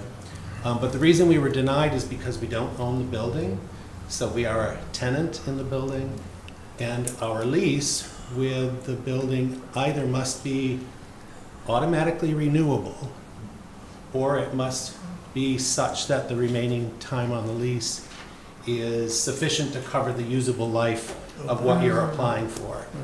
The usable life of seats is 20 years. Our lease with you is renewable every 10 years. Currently, it expires in March of 2030. So what I'd like to discuss with you at some point, doesn't have to be tonight, but the thought. We would not be successful with any future grant application unless we had an amendment to the lease that says it's automatically renewable. Okay. So I think we could look something at to that. think about it. And then this project also could conceivably be incorporated into an application we would do in the fall. Okay, sure. Yeah, Great. yeah. I mean, is everybody amenable to then have Melanie look into I like that. Yeah. changing that term? Right. And I did have conversation with the New York State Council on the Arts, and it's not something that the original lease has to be changed, and a simple amendment is Right, sufficient. right, And that's how exactly. we've actually done renewals every time it's up for renewal is through Oh, amendment. that sounds good, Rick. Thank you. Thank you. Yeah. Any Thanks very other much. questions Just about a- the loading dock or anything? No, just to comment, I mean, I just want to comment about the windows. We're finally completing our half of the village's side of the windows, so we'll be matching everything that you have, and there will be no windows falling out on our residents as they walk by or rattling constantly, and they look super, and our doorway will be replaced down below, so it was great that through your grant that you were able to get roughly $1 million worth of windows done on your side, and it's roughly about $1 million worth of windows that the village was able to do with the Siemens Energy project, the savings that we incurred on that, so. This is, And I should say, I think that the work that's being done by your team on your portion of the windows is superior to what was done by our team, so you're getting a better job done. but hopefully it'll look well, it'll be safe for patrons of your of your opera house and village residents going in and around Village Hall. So People have commented Great. and noticed it and said how nice it is that things are getting painted. That's what they see. Yeah, yeah. I explained that it's more than just. Thank you. thank you. Thank you. Thanks, Rick. Water damage in Russo Building basement. Yes, I invited Jeff Lesh-Rank to come and speak. Just a continuation of an issue that we've had with water in our basement. I think it's generally speaking, the water table has risen a lot. Basically where center hits Church and Park. We have water coming in that entire length. I put in a bunch of sump pumps. One of them goes off every about 90 seconds. I've got 4 others. 2 of them go off probably about every few minutes. So I've done a lot of ditching to try and minimize damage, but we do have 5 businesses that operate out of the basement of the building as well, mostly with storage, but some of them do use it quite frequently. And, you know, aeration and getting fresh air in the basement is kind of important for us right now, and I have, fans going and that kind of thing to try to minimize the damage from all the moisture buildup in the basement. I spoke with Scott about this probably about mid-May, the second week of May. And he has come down to take a look at the pipes, listen to them. That's about what you can do, I think, in this situation where you don't actually see evidence of water, coming through the street essentially, which is what actually happened on Center Street in February, because we had another leak. That one was fairly obvious because there was quite a bit of water coming into the basement, but in about a week's time it came up through the road.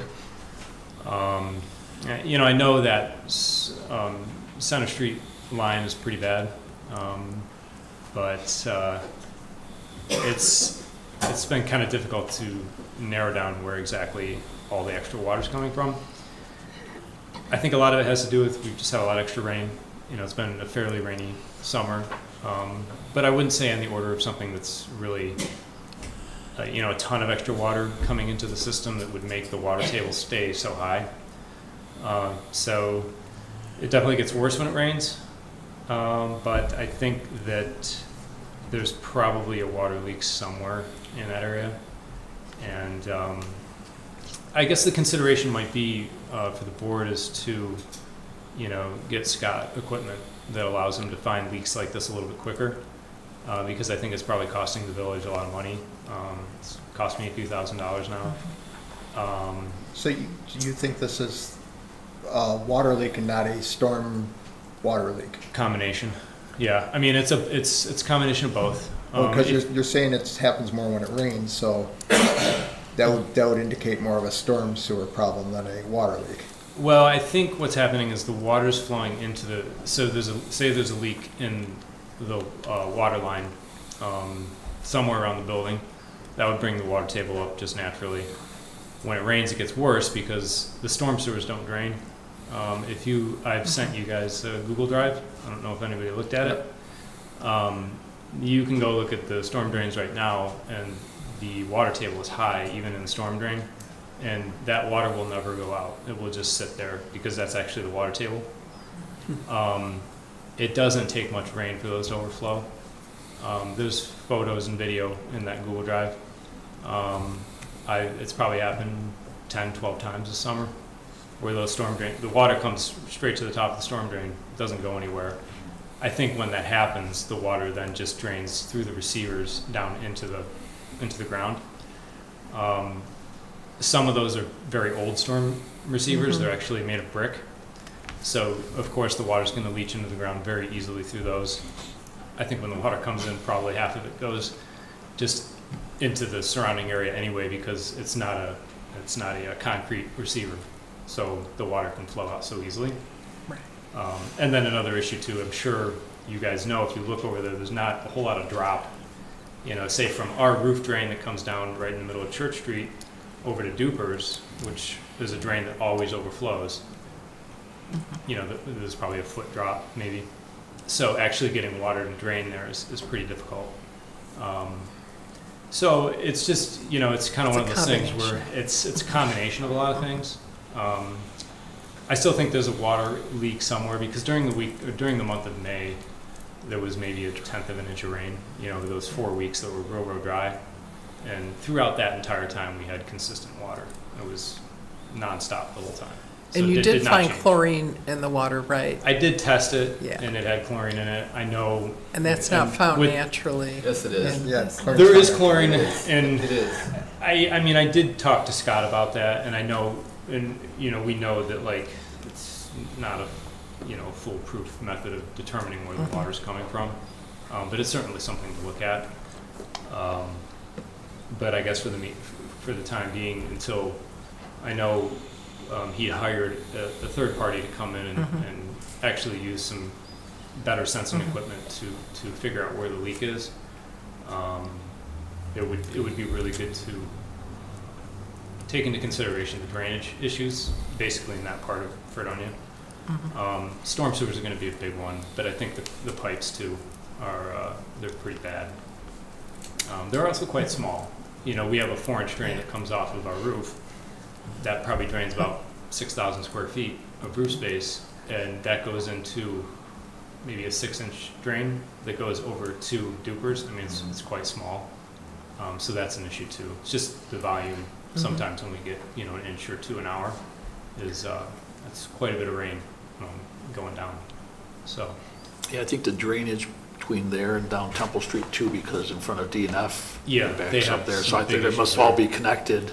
We Yeah. obviously have to do some major projects for drainage, Yeah. storm drainage. Well, we had the issue on the corner of Barker and Forest as well with Yeah. with the flood last year, Yep. which could be possible tied into that as well. yeah. I'm sure they all are undersized for, Yeah, I've looked at Barker and Forest, and I've looked at those storm drains, and they flow quite well now that some of that work is done in that area. And didn't you mention something about cleaning out the storm drains, maybe? Yeah, I mean, again, it's in that Google Drive, the last video. If you go to the bottom, you'll see the storm drain halfway down Church Street. You know, there's maybe 2 inches of the pipe that's not completely clogged. So, and I've asked, you know, probably over the past year or 2 for that to be cleaned out, and that hasn't been done. That could be an issue. So too. that's, and what that's done over the past year is a lot of water comes off the roof, fills that, and it actually creates back pressure onto our roof drain, which comes to the foundation of our building and pushes water back against the area around that pipe, comes into the basement, and it'll actually push through the wall. So that's a problem too. But those are, you know, the storm drains and cleaning them out. Most of the receivers are okay. I think the pipes are probably actually the bigger problem. But that would be something maybe that could be done, you know, quite quickly to kind of alleviate the problem a little bit. So We could you talk guys to wanna Scott about it. I've Scott's talked not to Scott here about it tonight. before, but you know. He's on Zoom. So Scott, are you on Zoom? Yes, can you hear me? Yes. Yep. Do you want to join in on this conversation? Yeah. Yeah, we've sucked out the storm drains, we've jetted the pipes. They are undersized, they are old pipes, but in a storm, they do drain eventually. It takes them a little while to catch up. We have a lot of water, but they are working, and they are clear. Well, the storm drain on Church Street's not clear. Anybody can go over and look at it right now if you'd like. The one right in front of Jupiter's? No, midway down Church Street on our side. It's, if you look at it. Oh, yeah. That drain goes the other way. That goes toward Temple Street. Towards The last drain on the line in front of Dupers runs toward the Russo building and then out to Main. That's what you're tied into. We've cleaned that. We did that probably a month ago. Not the storm drain I'm talking about is midway down Church Street. On where our building is. So the section of the sidewalk that our building is on, midway down. Okay, I'll check it out tomorrow. Okay. Thank you. Yep. thanks, Scott. Yeah. So, Thank you, Yeah. Jeff. We'll Definitely something to consider. we'll have So- Scott take a look at that and see what Thank we you. can do. appreciate it. Thanks. Thank you. Thank you. I just have one thing real quick, water maintenance agreement with the city of Dunkirk. Or did the board want to okay that and move forward on that? Scott, that would be something that we'd like to get going soon so they can exercise the valves and stuff. Yes. On Vineyard Drive? Didn't we okay that? And didn't Mark? Or did Draw up an did we agreement? okay I that? have the agreement, but we Yeah. didn't pass a resolution for it, so Okay. I wondered if the board wanted to do that Yes. tonight. Yes, for next meeting. I'll have to make, Yeah. it. Or- Next or we week. could do it at the Yeah, next meeting. if next you Yeah, we want. can do Yeah, it the next next meeting. meeting's fine. That'd be Yeah, that'd be super. fine. Yeah. Okay. Yep. Any other old business? I know the last meeting I talked, we mentioned with Scott about those parking lots, that he was going to look into the cost of resurfacing. I did talk with our list a little bit more about that. We want to keep a good eye on our funds. So we may want to rethink resurfacing that this year. Talking about the Yeah. West the Main. west Yes. parking lot. Yeah. And I know that they both east and west need a lot of attention, but if Scott could find a way to make some pretty hefty repairs, I guess, would be much less expensive. That also that was after review, Alyssa did send our treasurer's report. So after reviewing that, and then also the state comptroller has sent out a report having to do with projections for the upcoming years, with the economic conditions changing, and the revenues, such as sales tax, are expected to drop. So we may want to rethink some of our major projects that we can put a hold on. There's a lot of them we have to continue, but keep a good eye on the funds. So I might recommend that we hold off on that for now. You know what we might want to do, and I agree wholeheartedly, is look at that list and prioritize what we can't put off. And what ones that we could, like the one you mentioned. Yeah. Right. Yeah, I would agree with that. Anybody, any other thoughts? No. Okay. I did want to mention, I forgot to mention, under new business, the raised sidewalk in the east parking lot. There was a metal barrier set up under the parking lot and where the walkway is, and that's removed, and it looks like somebody's living down there. I mean, it looks like there's a tunnel being made. I mean, you have to see it. I mean, Scott could probably put that gate back up to prevent people from going in there.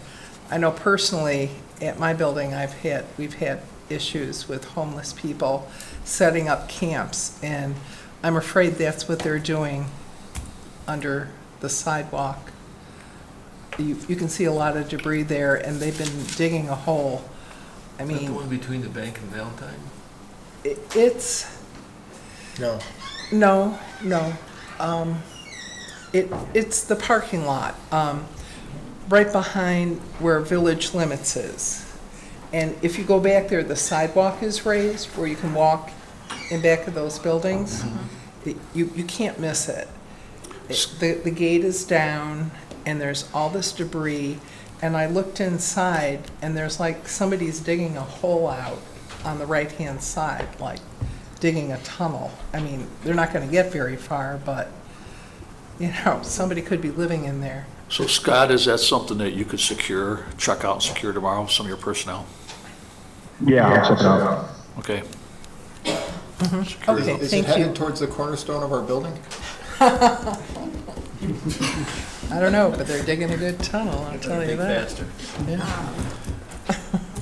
If Thank you you. maybe want to coordinate with the chief, just to make sure, just in case there is somebody trying to live in there, and if there's personal belongings in there, Right. getting that cleared out. I'm sure someone's going to be not too thrilled that we're. I don't think they were too thrilled with the removal of their items down at our building. Thank you. We talked about that earlier. Thank you. Forgot about it. Any other old business? Yeah, I spoke with John Parch from Siemens, and for the solar project, the wastewater treatment plant, he did submit the paperwork for the interconnect with the National Grid, and that should take a couple more weeks, he said. I also sent him the information that came today from the county planning newsletter. It had to do with grants. There was one that had to do with a climate resilience regional challenge grant, in which there's $575 million available. So I sent that to him, and that we may be able to apply for that if the timeline fits well.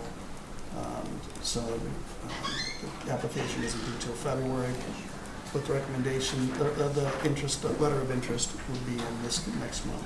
So I'm hopeful he can attempt to apply for that anyhow. So, and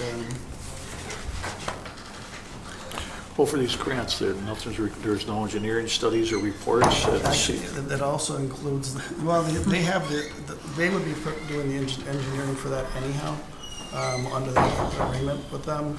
There would be no cost agreement to us. But don't those have to be completed before we apply for grants? Right, and, well, that, they had to have some type of engineering type with the submittal to National Grid anyhow for the interconnect, to understand how much they had to provide. But according to the grant, there was some engineering that was going to be paid for under it also. I don't know what it's going to cover, but if at all, but it's an opportunity, so I sent it to him. So. Michael, are you aware of that one? Well, there's about 1 million of those floating around right now. What's I'm hearing right now is that we use that term that is a vendor applied grant. So the vendor, the person doing said work, in the end contractor is applying on behalf. That's very common. And they make their money back by doing the project. And if it doesn't go forward, then that's a loss they take. So it would be in the village's interest, as much as I want to do more work, to proceed in that fashion. Sure. But yeah, there's a lot coming out of climate smart communities right now, and there's a lot on renewables and energy efficiency. But a lot of that is being geared towards vendors. It's not being geared in the same way that a consolidated funding application or other municipal grants are, like the water infrastructure, those kinds of things. It's really being geared in a way that the vendors themselves are applying. You see that through the NYSERDA grants right now, and federal opportunities. This was sent to us by the Chautauqua County Municipal Referral Guide from the Department of Planning and Development. There's also one on there that we could probably forward to you. That was a deadline extended for water-related grant programs, and that was extended through from July 28th to August 11th. And we've got water quality improvement projects, non-agricultural, non-point source planning, green innovation programs, and engineering planning grants. So we could, you have that, right? Because you're yeah, that's also the CFA. Those deadlines were extended due to the flooding in the Hudson Valley region right now. So that was the rationale for that. Those we really aren't ready to apply for those funding opportunities until we know the results of the water study. In terms of people that support what we intended. But if there's there's ones we do want to look into closer, I can connect with our engineering team and we can look at those. But they require very in-depth engineering to apply for those programs, and they're very competitive. Okay. That's why this comprehensive study is very important, to get all these projects studied and have the engineering reports and so forth on them and get rock and rolling after that. That's the process. Any other old business? You know, I was hoping the gentleman from the Observer would have stayed. He'll watch the video tonight. And yeah, it was nice to have him here, but and I appreciate that the Observer's been an official newspaper for the village for obviously a very, very long time. Sadly, they've taken an agenda of slighting the village in many ways with their own agenda of making statements when reporting the news that could be hurtful or even possibly damaging to the village, when they don't do that type of thing to the surrounding communities, such as the boil water order in Brockton and Portland.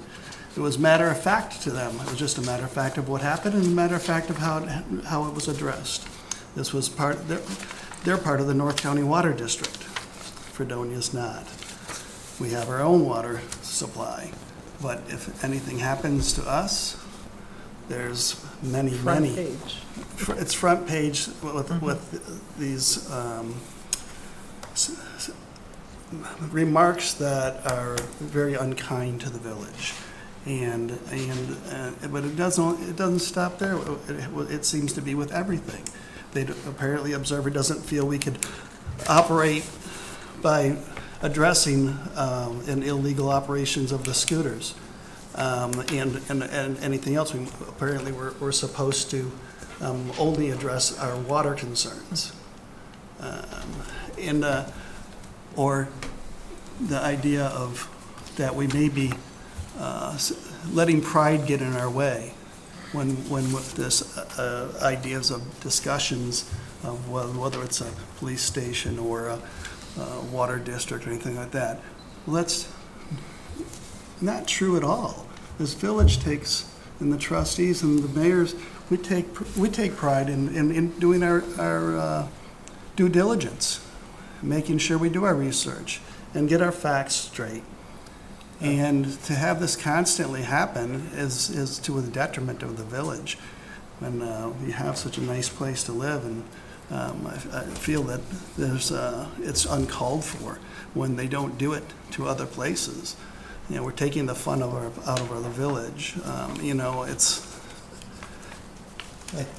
was kind of a hit piece on us, asking a question about the Red, White, and Blues Festival, like we somehow hate the village having fun, when it was basically a question of, can we legally do this, and how do we make it happen? Yeah. Right, our And we were talking questions about a are festival. based on legal questions. I mean, if they want to report the news like they did with Brockton. They plainly reported they had a water advisory, and it just stated exactly how it happened, what happened. Nothing more, nothing less. But if it was Fredonia, dear Lord, what would happen to Fredonia if we had such an issue? Well, I mean, their job is to sell newspapers, and that's... Well, the job is to sell newspapers, and that's what it says, but they have an agenda, and there's a clear agenda. And I asked the editor one time, directly to him, his face, I asked him, well, why, if you have so many ideas and thoughts about the village, why don't you run for office? And he said, I feel like I could get my agenda across better through the newspaper. Well, maybe not all the people of the village feel that his agenda is their agenda. So maybe and of course I do not believe that we should in any way censor anyone, but they might want to rethink how they address our board meetings and the things that go on here, because we do take, all of us here, we have our own thoughts and ideas, but we take pride in what we do. I would agree with you. I'd say probably 99% of the resolutions pass unanimously, with very few not. So unfortunately, that's news, that's media, that's biased reporting sometimes. It is. Sometimes. Not all the time. It should not be all the time. But maybe they'll work on that. Let's hope. All right.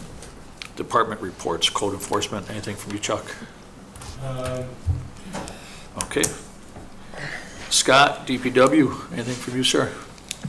Yeah, we've got our paving completed. We got Grizzly Dawn, came out great. Brennan Court, Andrew, and Claudia, and we just paved Russell Joy today. So we're gonna move on to oil and stoning. We should be done with that by the end of the week. Awesome. That's it. Good job. Chief Bryce, anything from police department? Next Tuesday, August 1st, we will have our annual event, National Night Out at Russell Joy Park from 5 p.m. to 7 p.m. Public is welcome. That's police organizations across the country come out that evening to meet their community. You had a great event last year. It was really nice. Jared did a great job. On a lighter note, we got part of our meter replacements. We got another 12 today. The man actually flew them in from Pennsylvania to the Duncan Airport for us. Oh, that's nice. Great. We have roughly 120 meters throughout the village now. We've got on a replacement annual replacement, we replace about 12 a year. Because it costs about $6,000 just for 12 meters. Wow. And they're the new battery operated mechanisms, but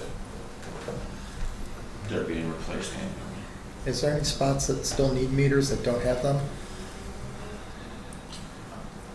There are meters that are not up on Church Street.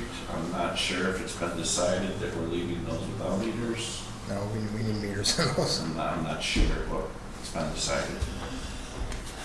I think it was, we were just trying to figure out how to put them back. Yeah, I think Scott did have, had a contrapt, not, lack of a better word, to remove the ballards, and a meter thing could be placed on that ballard with the meter attached to the top. So, Scott, is that something that we have more of, that we can replace those ballards then? Yeah, we actually got the hardware in to do that, to build more of them. We're pretty busy right now. Hopefully in the next month or so, things will slow down and we can get those finished up. Sounds good. What they've done so far looks beautiful. I mean, it really matches the aesthetics of the area. Good. But, so Scott's where we have the newer meters. I would give them to Scott. Instead of putting them up somewhere else, I'll probably hold on to them. That sounds like a plan. For the future there. Okay. Anything else, Chief? That's all I have. All right, thank you. Wastewater treatment plant. Thank you, Mayor. I just want to mention a few things here tonight. We're working on a masonry repair on a junction box at the wastewater plant. Our lab proficiency results were reported. Waiting on grading on that. Working on paving our access road with Scott. We talked to him a little bit about it today, and we're hoping we can get that done this summer. I don't know if it's going to work out, but he's going to work on that for me. And a couple minor issues with that thunderstorm that rolled through Thursday night. Yeah, at the school, our Wheelock school is on one phase out of 3. Did that screw up the wastewater treatment plant? Well, yeah, there's one of our guys got called out, and he was there for a while, and the power was going on and off, and there was brownouts. And so what it did is it wiped out a program in our belt press operation. So there was a backup SD card in that machine, so he was able to reboot it. Luckily. Yeah, well, it would have been a phone call to BDP the next day or whatever. Sure. Or the following day. So yeah, he finally got it to reboot. So yeah, so we got through that storm, and then I was always worried about thunderstorms and the power there. It just seems sometimes we have problems, and this particular time we had a little problem, but we were able to fix it. Good. Super. That's all I have. Thank you. Awesome, thank you. Lewis, water treatment, anything? Nothing to report. Awesome. Our department is showing a movie tonight in Lambert. Just if anybody's watching the telecast, if they want to get their kids down to Lambert for the kids movie night, Lambert Street Playground. Sounds good. Can we take about a minute and a half break before we move on to our regular board meeting, and we'll assemble back here in about 2 minutes.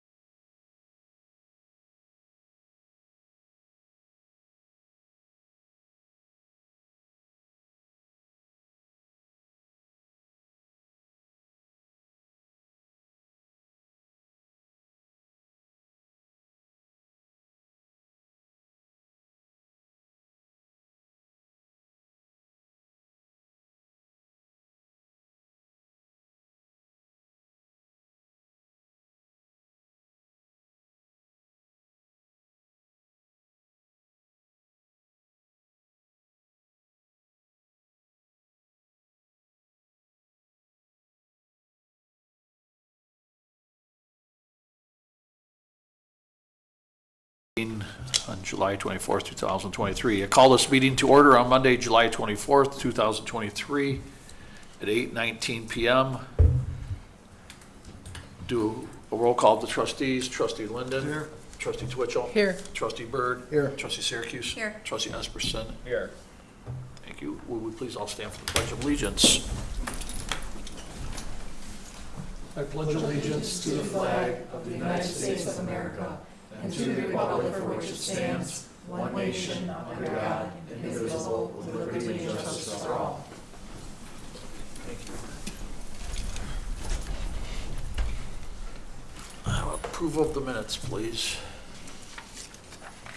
Whereas members of this board have read the official minutes of the Board of Trustees regular meeting of July 10th, 2023, now therefore be it resolved that the board hereby approves the minutes as entered into the official minutes, and be it further resolved that the reading of the minutes be dispensed with. Second. Motion is second. Trustee Linden. Aye. Trustee Twitchell. Aye. Trustee Byrd. Aye. Trustee Syracuse. Aye. Trustee Esperson. Aye. Carried.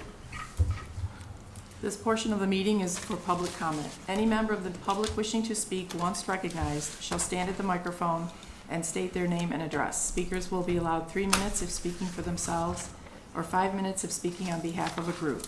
I will ask the speakers to refrain from remarks that are in poor taste, slanderous, or not germane to any action taken or contemplated by the board. Is there anyone that would like to address the board? Please stand up to the podium.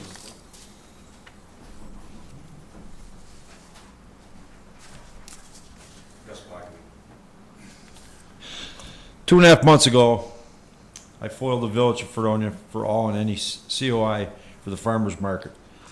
They only came back with an expired COI from a maple syrup farmer.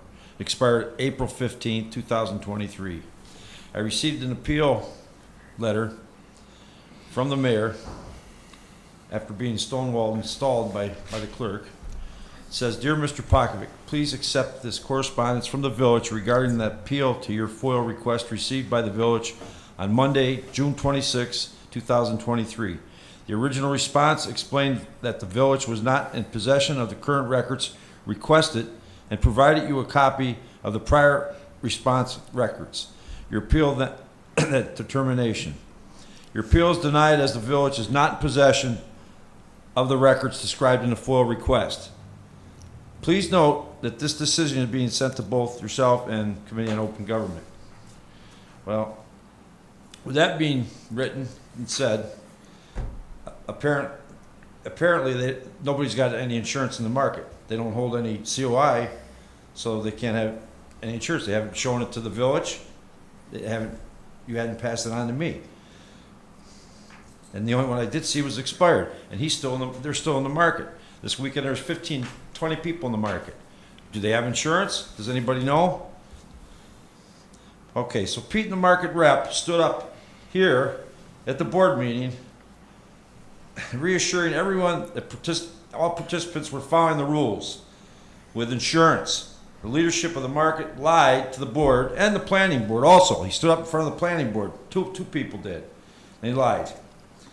So, really, the board and planning board, you're going to give these people exclusive right to the park to dictate who can be at the park with insurance or without. You, the trustees and the mayor, are supposed to look out for the taxpayer.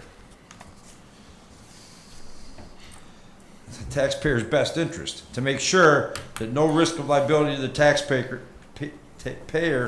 with that providing the COI. Meaning that they really don't have insurance. That's what I take it as with this letter. I don't know how they're at the market. You're leaving all the taxpayers at risk for a lawsuit. If they cannot provide a COI, they should be downtown at the market. It's not a double standard where I have to have insurance and other people have to have insurance, and they can pick and choose who has insurance. And why don't you bring this back to code enforcement people instead of letting the clerk do it? It's an enforcement issue. If they don't have insurance, she's not going to go down there and throw them out. It's not an issue for the clerk. I don't know if this is going to go on every week now, that they can be downtown without insurance. What's next? Thanks a lot. Thank you.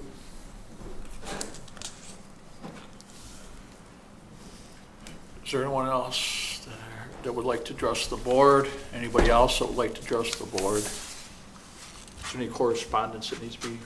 No. At this time, I'll close the public portion. We'll move on to our regular correspondence.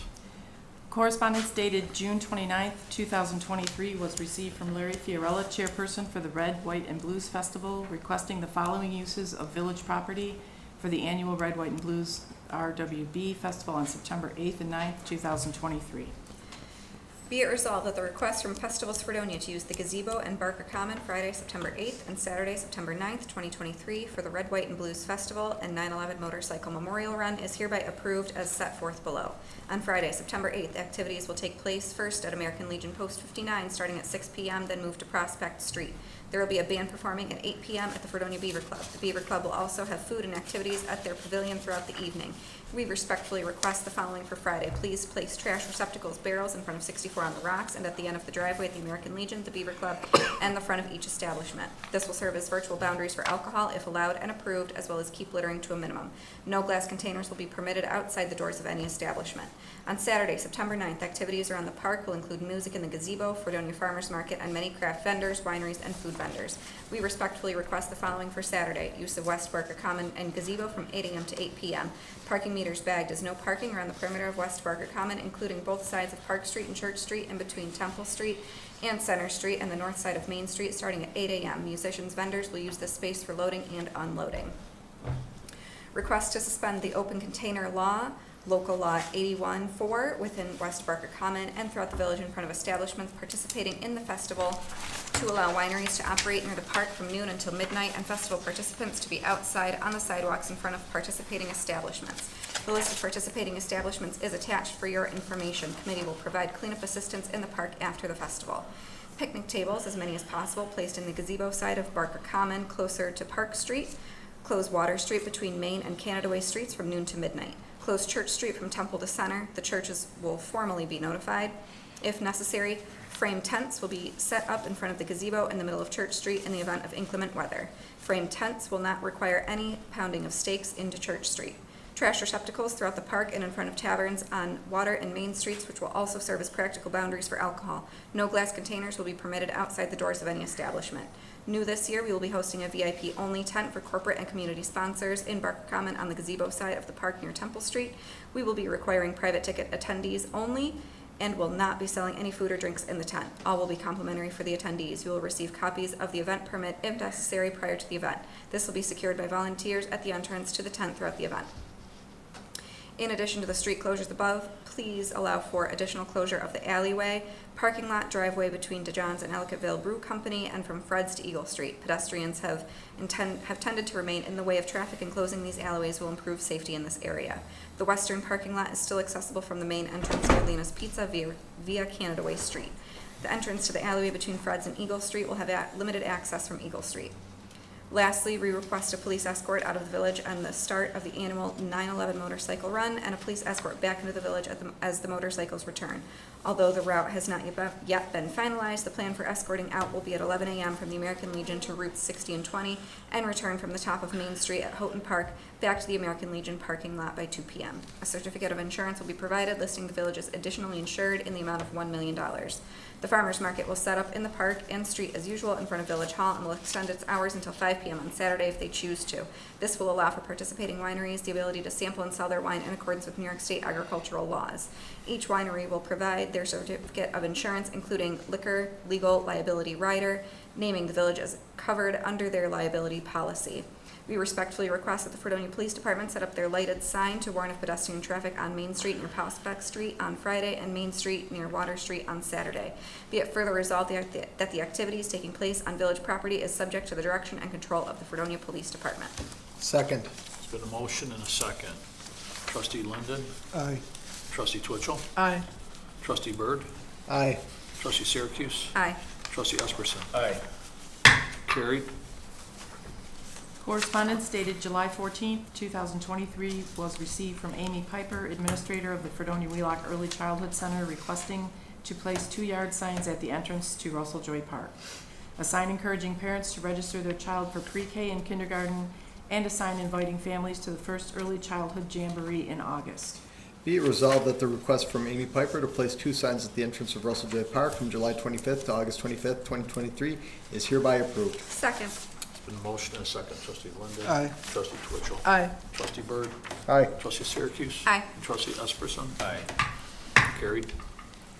Correspondence dated June 28th, 2023 was received from Stephen H. Colison, President of SUNY Fredonia, requesting to hang 2 banners, one on Temple Street and one on Central Avenue by DNF Plaza, welcoming the students and families to the forthcoming academic year. Be it resolved that the request from the President of SUNY Fredonia to hang 2 banners from August 15th to the 31st, 2023 is hereby approved. Second. There's been a motion and a second. Trustee Linden. Aye. Trustee Twitchell. Aye. Trustee Byrd. Aye. Trustee Syracuse. Aye. Trustee Esperson. Aye. Carried. Correspondence dated July 8th, 2023 was received from David George, President of the Fredonia Beaver Club, requesting a street closure for their annual car show. Be it resolved that the request from David George to close Link Street to the top of Orchard Street, Hill Attached, drawing from 3 p.m. to 10 p.m. on August 2nd, 2023 for the Fredonia Beaver Club Car Show is hereby approved. Second. There's been a motion and a second. Trustee Linden. Aye. Trustee Twitchell. Aye. Trustee Byrd. Aye. Trustee Syracuse. Aye. Trustee Esperson. Aye. Carried. Correspondence dated July 5th was received from the Secretary of the Fredonia Volunteer Fire Department requesting to add the name Ron Hagberg to the active list.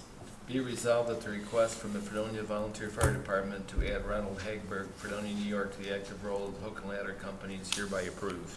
Second. There's been a motion and a second. Trustee Linden. Aye. Trustee Twitchell. Aye. Trustee Byrd. Aye. Trustee Syracuse. Aye. Trustee Esperson. Aye. Carried. Move on to our reports. I have several items to report tonight since my last report. I had the pleasure of working with the Dunkirk Fredonia Rotary Club, which I am a member of, on the return of the fly-in breakfast yesterday at the Dunkirk Airport. The 56th breakfast had a super turnout. The weather was just perfect, and so many people came out to support the Rotary, who does so much in our community. If you missed it this year, check it out next year. It was a super event. The annual PBA Stag Lunch and Supper was held last week, and it was also a super event for our community. I thank the PBA for having me and my wife at the event. The food was great, and seeing lots of our community in attendance supporting the PBA was super too. The fundraiser helps support the upcoming PBA events such as the National Night Out, which is coming up on August 1st from 5 to 7 at Russell Joy Park. It is a night of community building, and it is free for all. Trustee Syracuse and I get our face painted or our heads, depending on what you have available for the annual event, and it is an all-around great night for our residents. Please join us on August 1st. Speaking of Russell Joy, after numerous calls recently concerning the park reservations and bathroom issues, I have suggested that a contact number for someone available to tend to the reserve parks be placed on each reservation in the future. I believe that will improve the service to our pavilion renters and avoid numerous calls each weekend for all involved. Music in the park continues again this Wednesday with the group Alley Cat. Music is from 6:30 to 8:30 Wednesday night with food trucks and vendors. Come join the community with music in the park if you can. Every group so far, Dave, has been, Trustee Byrd has been really great, and attendance has been good too. Very good. Last week, I was present to open up the Chautauqua County Fair. We toured the animal barns after the celebratory cannon was shot off, announcing the fair's opening. Thanks to our DPW for storm cleanup last week. Our neighbors at Dunkirk were hit quite a bit harder with storm damage than we were, but with the strong winds we had, it is always a cleanup effort after it's done. Paving projects are also looking good. Kudos to the DPW on their work on Risley Street and other streets that have been in the last few weeks. Thank you for your work and effort. And that's all I have tonight. Move on to Trustee Linden. I don't have anything that wasn't discussed already this evening. Okay, Trustee Twitchell. I have nothing to report tonight. Thank you. Trustee Byrd. I just want to let everybody know that Alley Cat will be playing in the park from 6:30 to 8:30 on Wednesday, and food trucks will be available. The following Wednesday, due to the Beaver Club's car show, we're doing a kids movie night in the park, which should be starting around 8:30 at night. The following Wednesday is Midnight Recovery, who is a local band, absolutely phenomenal, and we'll be doing a car show as well with that concert as well. So please come down to the parks. The bands have been absolutely amazing. If you've come down at all and heard them, you can testify to that. And the food trucks are we have some of the best food down there I've ever had, so please come down. Awesome, thank you. Trustee Syracuse, Nothing to report. thank you. Trustee Esperson?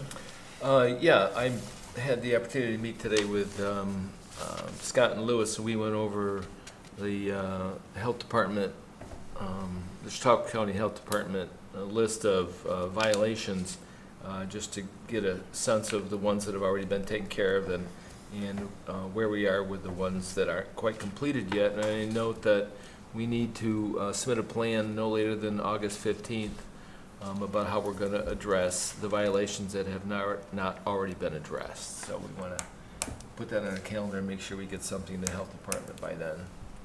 Okay. Can you let her, or you either email or communicate with everybody the things that were corrected, the violations, and Yes. what needs to be done currently? Yep. Thank you. There were 2, 3, 4, 7 of them. So That still need to be completed? no, 7 of them that they had listed. But I will send out an email about the updates. Anything else? No. All right, thank you. Anything from the treasurer's report?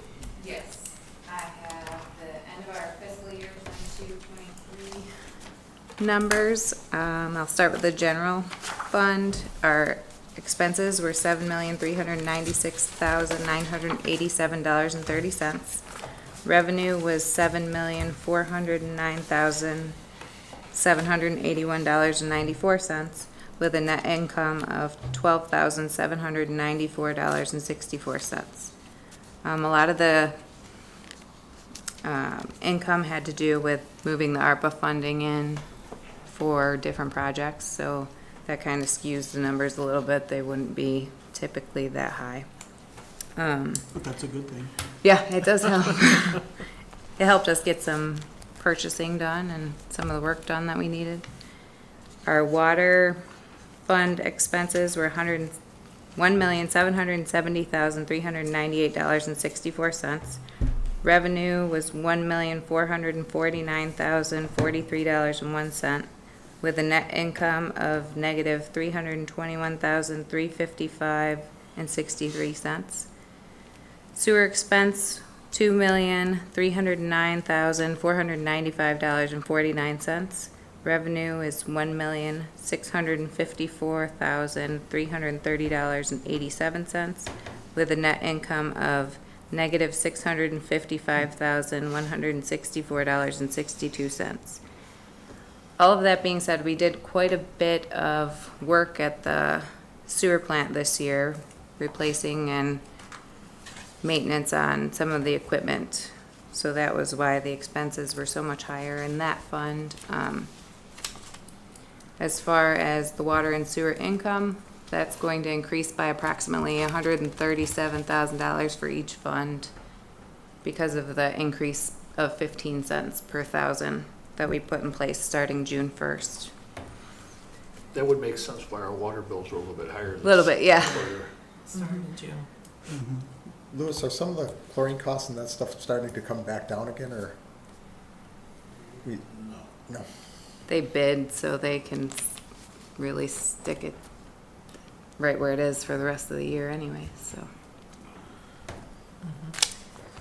That's it. So kind of with the costs and trying to cut costs down, at the school, we had a vendor come through our supply today and started giving us some preliminary information on ultraviolet light decontamination or whatever things to put in our water lines to when our water comes in.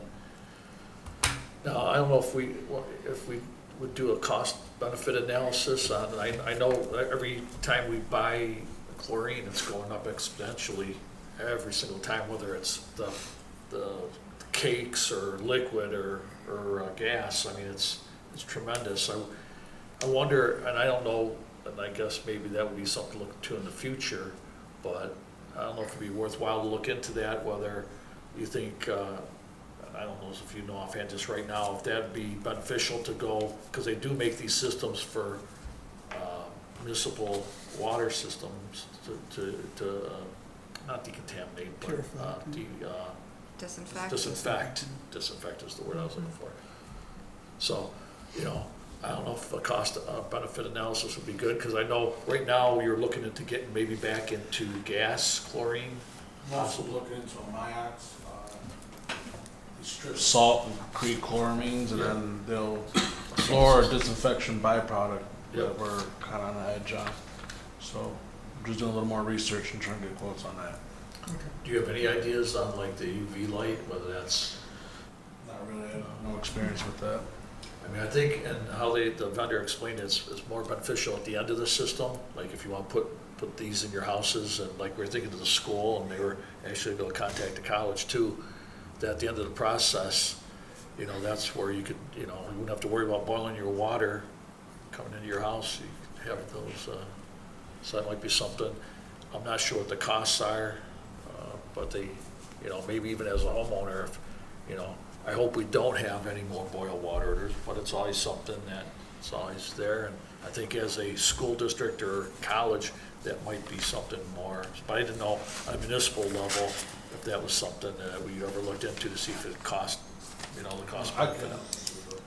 In addition to the salt, that makes sense too. Thank you, Alyssa. Anything from the clerk's office? No.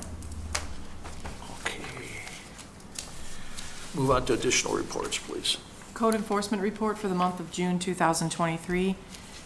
Building permits issued 26, inspections 63, certificates of occupancy 13, certificates of compliance 21, violations found 5, fees collected, permit fees $2,974, rental fees $540, certificates of compliance $1,665 for a total of $4,924.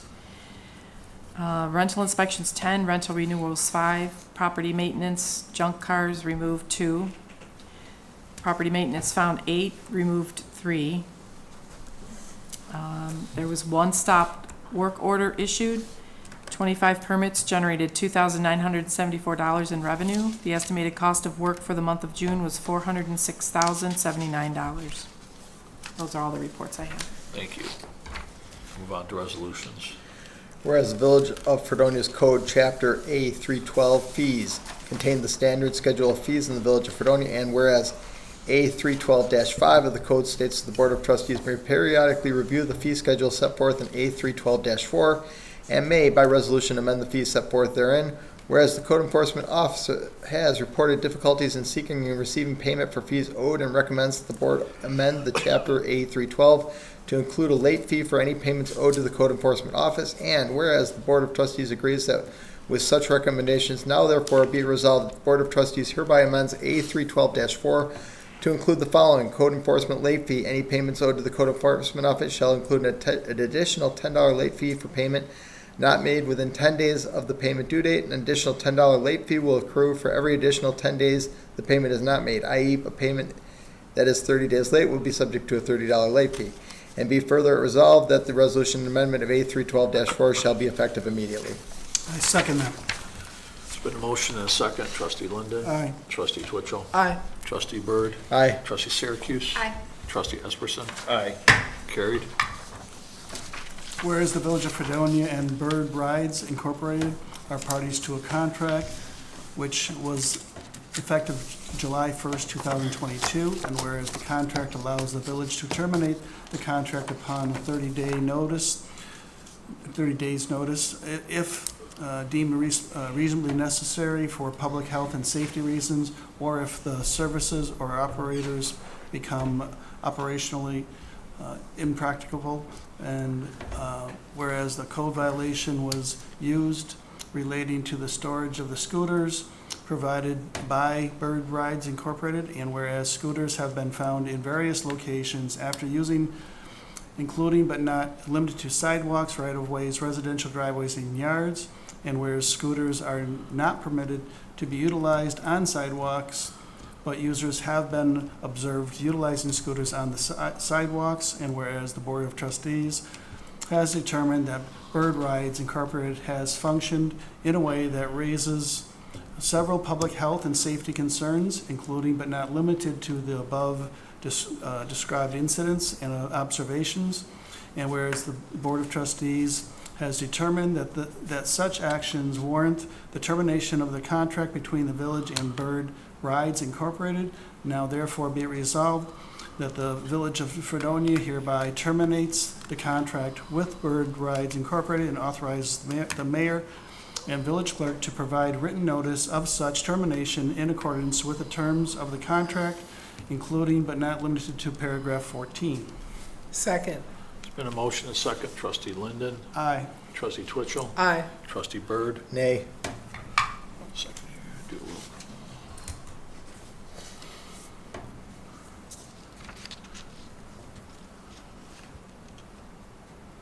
Trustee Syracuse? Aye. Trustee Esperson? Aye. Resolution was carried 4-1. Be it resolved that the request of Pamela Leslie, Fredonia, New York, to refund the cost of the porta potty needed due to lack of usable restroom facilities to up to a maximum of $150 is hereby approved. Where I you thought going? it was 160. 160, yeah. 100. $160. Not to exceed. Yeah, Not to exceed. Not to exceed $160 is hereby approved. Second.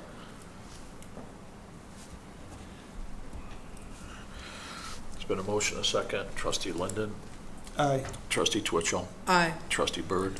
Aye. Trustee Syracuse? Aye. Trustee Esperson? Aye. Carried.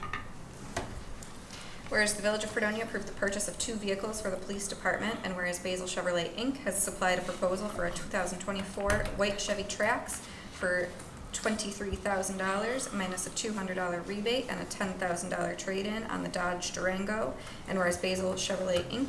has supplied a proposal for a 2024 blue Chevy Trax for $24,000 minus a $200 rebate. Now therefore be it resolved, the village board hereby authorizes the purchase of 2 2024 Chevy Trax mini SUVs from Basil Chevrolet Inc.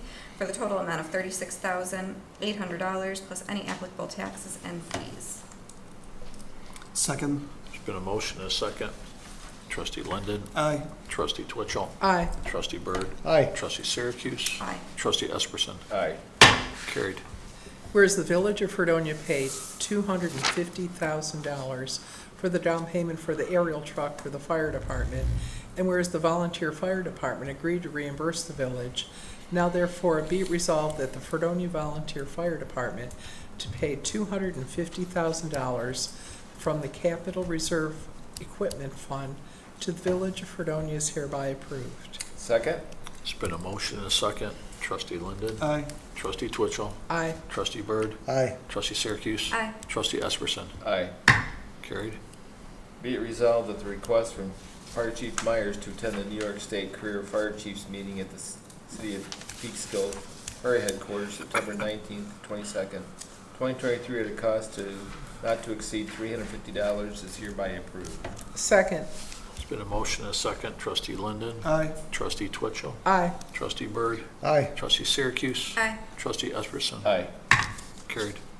Be it resolved that the request from Captain Dan Aldridge to attend the Fire Service Instructor 2 at the New York State Fire Academy in Montour Falls, New York, December 3rd through the 8th, 2023, at a cost not to exceed $216 is hereby approved. Second? There's been a motion and a second. Trustee Linden? Aye. Trustee Twitchell? Aye. Trustee Byrd? Aye. Trustee Syracuse? Aye. Trustee Esperson? Aye. Carried. Is there any other resolutions? No? No. The next Village of Fredonia workshop and board meeting will take place Monday, August 7 at 2023 at 6:30 PM in the Trustee Room, second floor, Village Hall. And is there a need to go into executive session? If so, we make that motion. Yes, I make a motion that we enter into executive session for the discussion of employment of individuals within the water treatment plant. Is there a second? Second. There's been a motion, a second to enter into executive session. Trustee Linden? Aye. Trustee Twitchell? Aye. Trustee Byrd? Aye. Trustee Syracuse? Aye. Trustee Esperson? Aye. Carried.